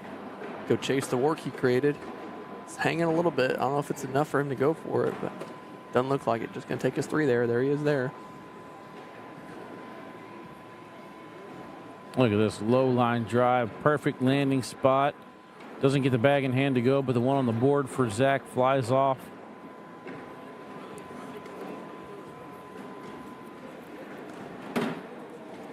Donnie, you ain't lying, man. Their roll bags are effortless.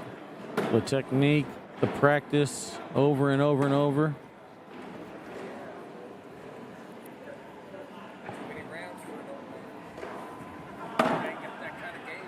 We call those sandbaggers. Sandbagging down a comp. Shane Dawes says, too many rounds for an old man like me. With an ankle like his, foot like his. This is hard. I don't know how Justin Lang does it. Gotta stay in shape, man. Gotta do those underwater treadmills. You gotta see him stretching between games. Good job, buddy. I'm proud of you. I'll take half your winnings for the pep talk I gave you before the game. All that preparation we've had together. Magnum's just going to pocket that money. He's going to say, I've given you enough. All right, so 7-6, first bag off to the right, more than likely out of play unless Logan wants to try some crazy stuff. No reason to try some crazy stuff, though. Play the long game here.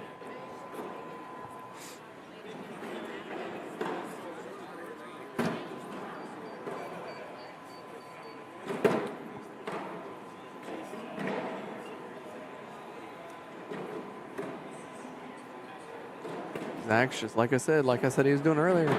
He lets those people make the misses. Lets them make the miss and then goes up from there. Look at that. Great collect from Logan there. Minimize the damage. Zach can go in for 2, and he does. Something to think about. I don't know how old Zach is, but he's already gripping that elbow like he could get tennis elbow or something. I mean, he goes back far. There's no secret to that.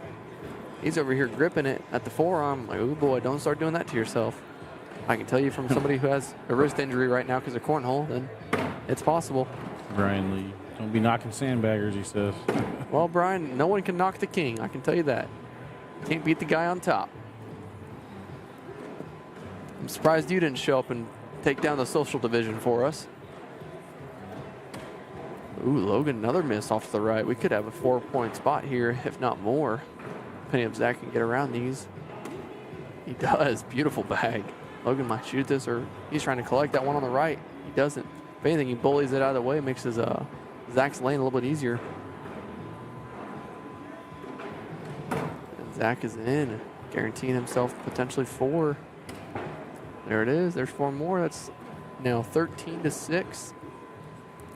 Zach is starting to look good. He's starting to look cooking.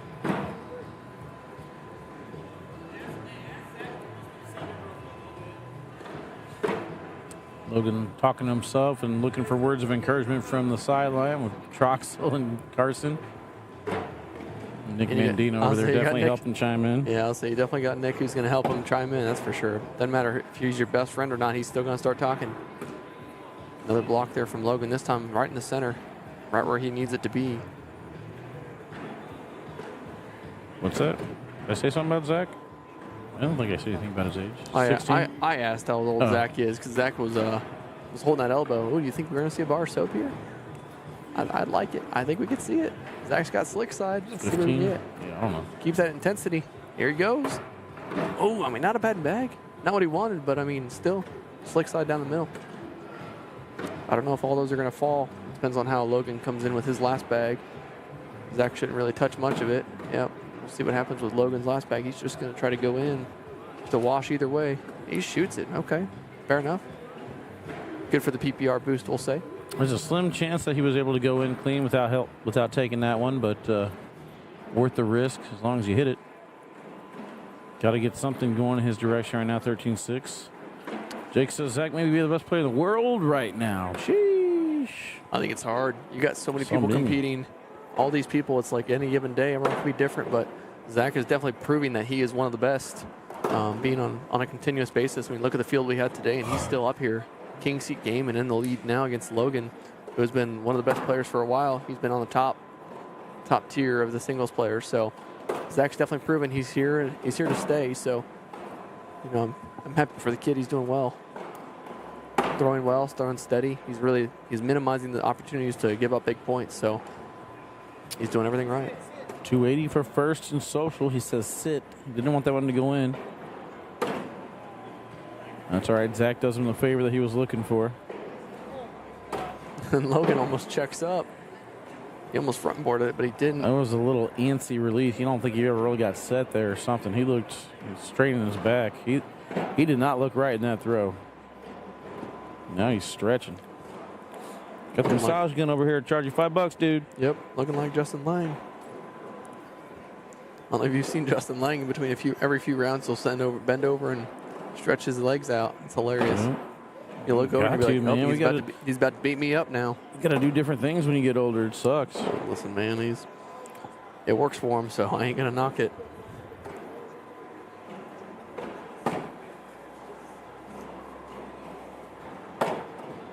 Donnie says, I wish Zach and Caitlin would team up for doubles. Sure. I mean, I like Zach and Riley. Riley's good. Yeah. Caitlin's been on another level this year, though. Yes, very true. And Jacob, I don't disagree that Zach's one of the tops right now, but you also got the field of Tony Smith, Mark Richards.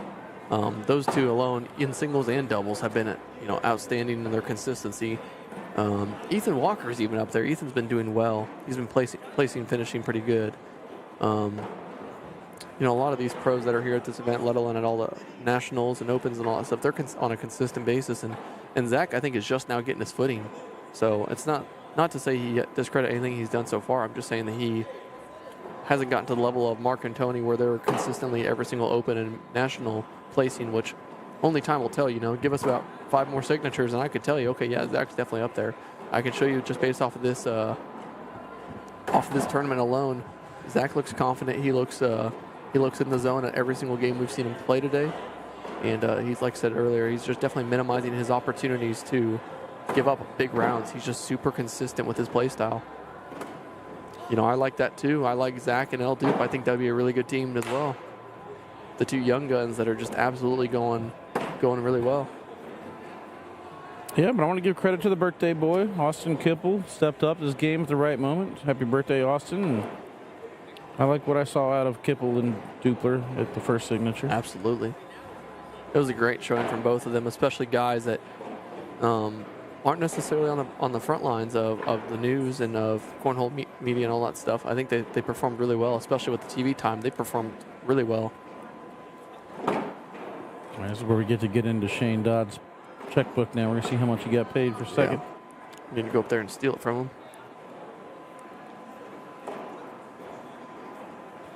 $330. Not a bad day. I would have came up here for $330. Third place in comp? I thought I got second. I got third. He lost the game to go back to the finals. Gotcha. Great roll by Zach. Rolls over both of them. But again, I would have blocked there because now Logan can just clean it all up. He doesn't. But that's an opportunity to get more than just 4. You could have got 7. You could have got a lot out of that one. Now he lays a block, giving Logan that lane on the right-hand side. Logan looks over and smirks at him. He could get this or sticky side, I guess, collect, and he does. Leaves it out of wash. Zach had an opportunity there to get more points, but like I said, they just want to roll and go over the bag every single time rather than just manufacturing those points. Speaking of Logan Dupler, there he is checking in. How old is Logan? Crazy's having back issues. Logan's, 21, I think? Yeah. He also played, I think he wrestled or football or something. So I could see high school sports having some issues. What's better, flip-flops, Crocs, or sneakers, or Hey Dudes? Flip-flops, because that means I'm usually on the beach, not working at a cornhole tournament. I'll say it depends on what we're talking about. If we're talking about cornhole, I prefer sneakers. My feet feel a little bit more secure. But I don't know how people can do Hey Dudes, but Hey Dudes, my feet move around too much. Same with flip-flops. I like the secureness of a sneaker. With that score being 13-6, you notice Logan didn't go after the bar soap there. Could not afford to risk giving up a 5 spot here. He can give up a 5 spot. Can't afford it. All right. Not the way Zach is throwing. If it's not in the budget, then it's not in the budget. Zach is going on way too many runs to try some risky shots at this point.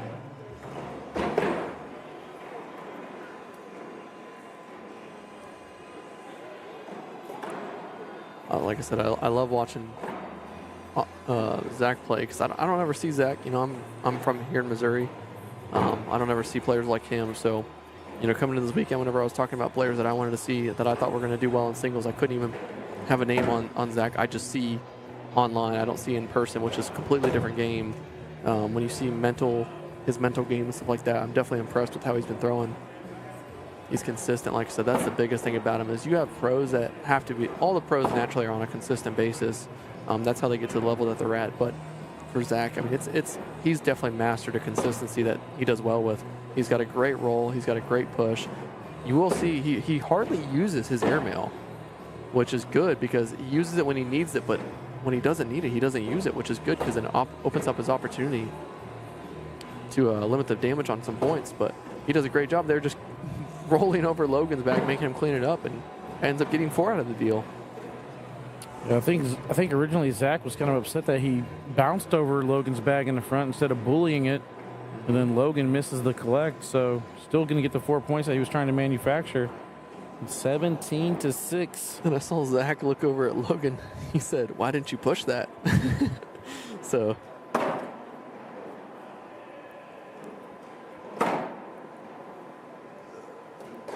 Like right there, it throws you off playing around these top ACL guys because like they refuse to back block and just go over. It almost throws you off because you're expecting to get back blocked. It's true. That's something that Wally talked about earlier today. Actually, is the aggression. The ACL guys are way more aggressive when it comes to the play styles, which isn't necessarily a bad thing. It just depends on who you're playing. It creates situations just like we just saw right there. Zach bounces around Logan's bag.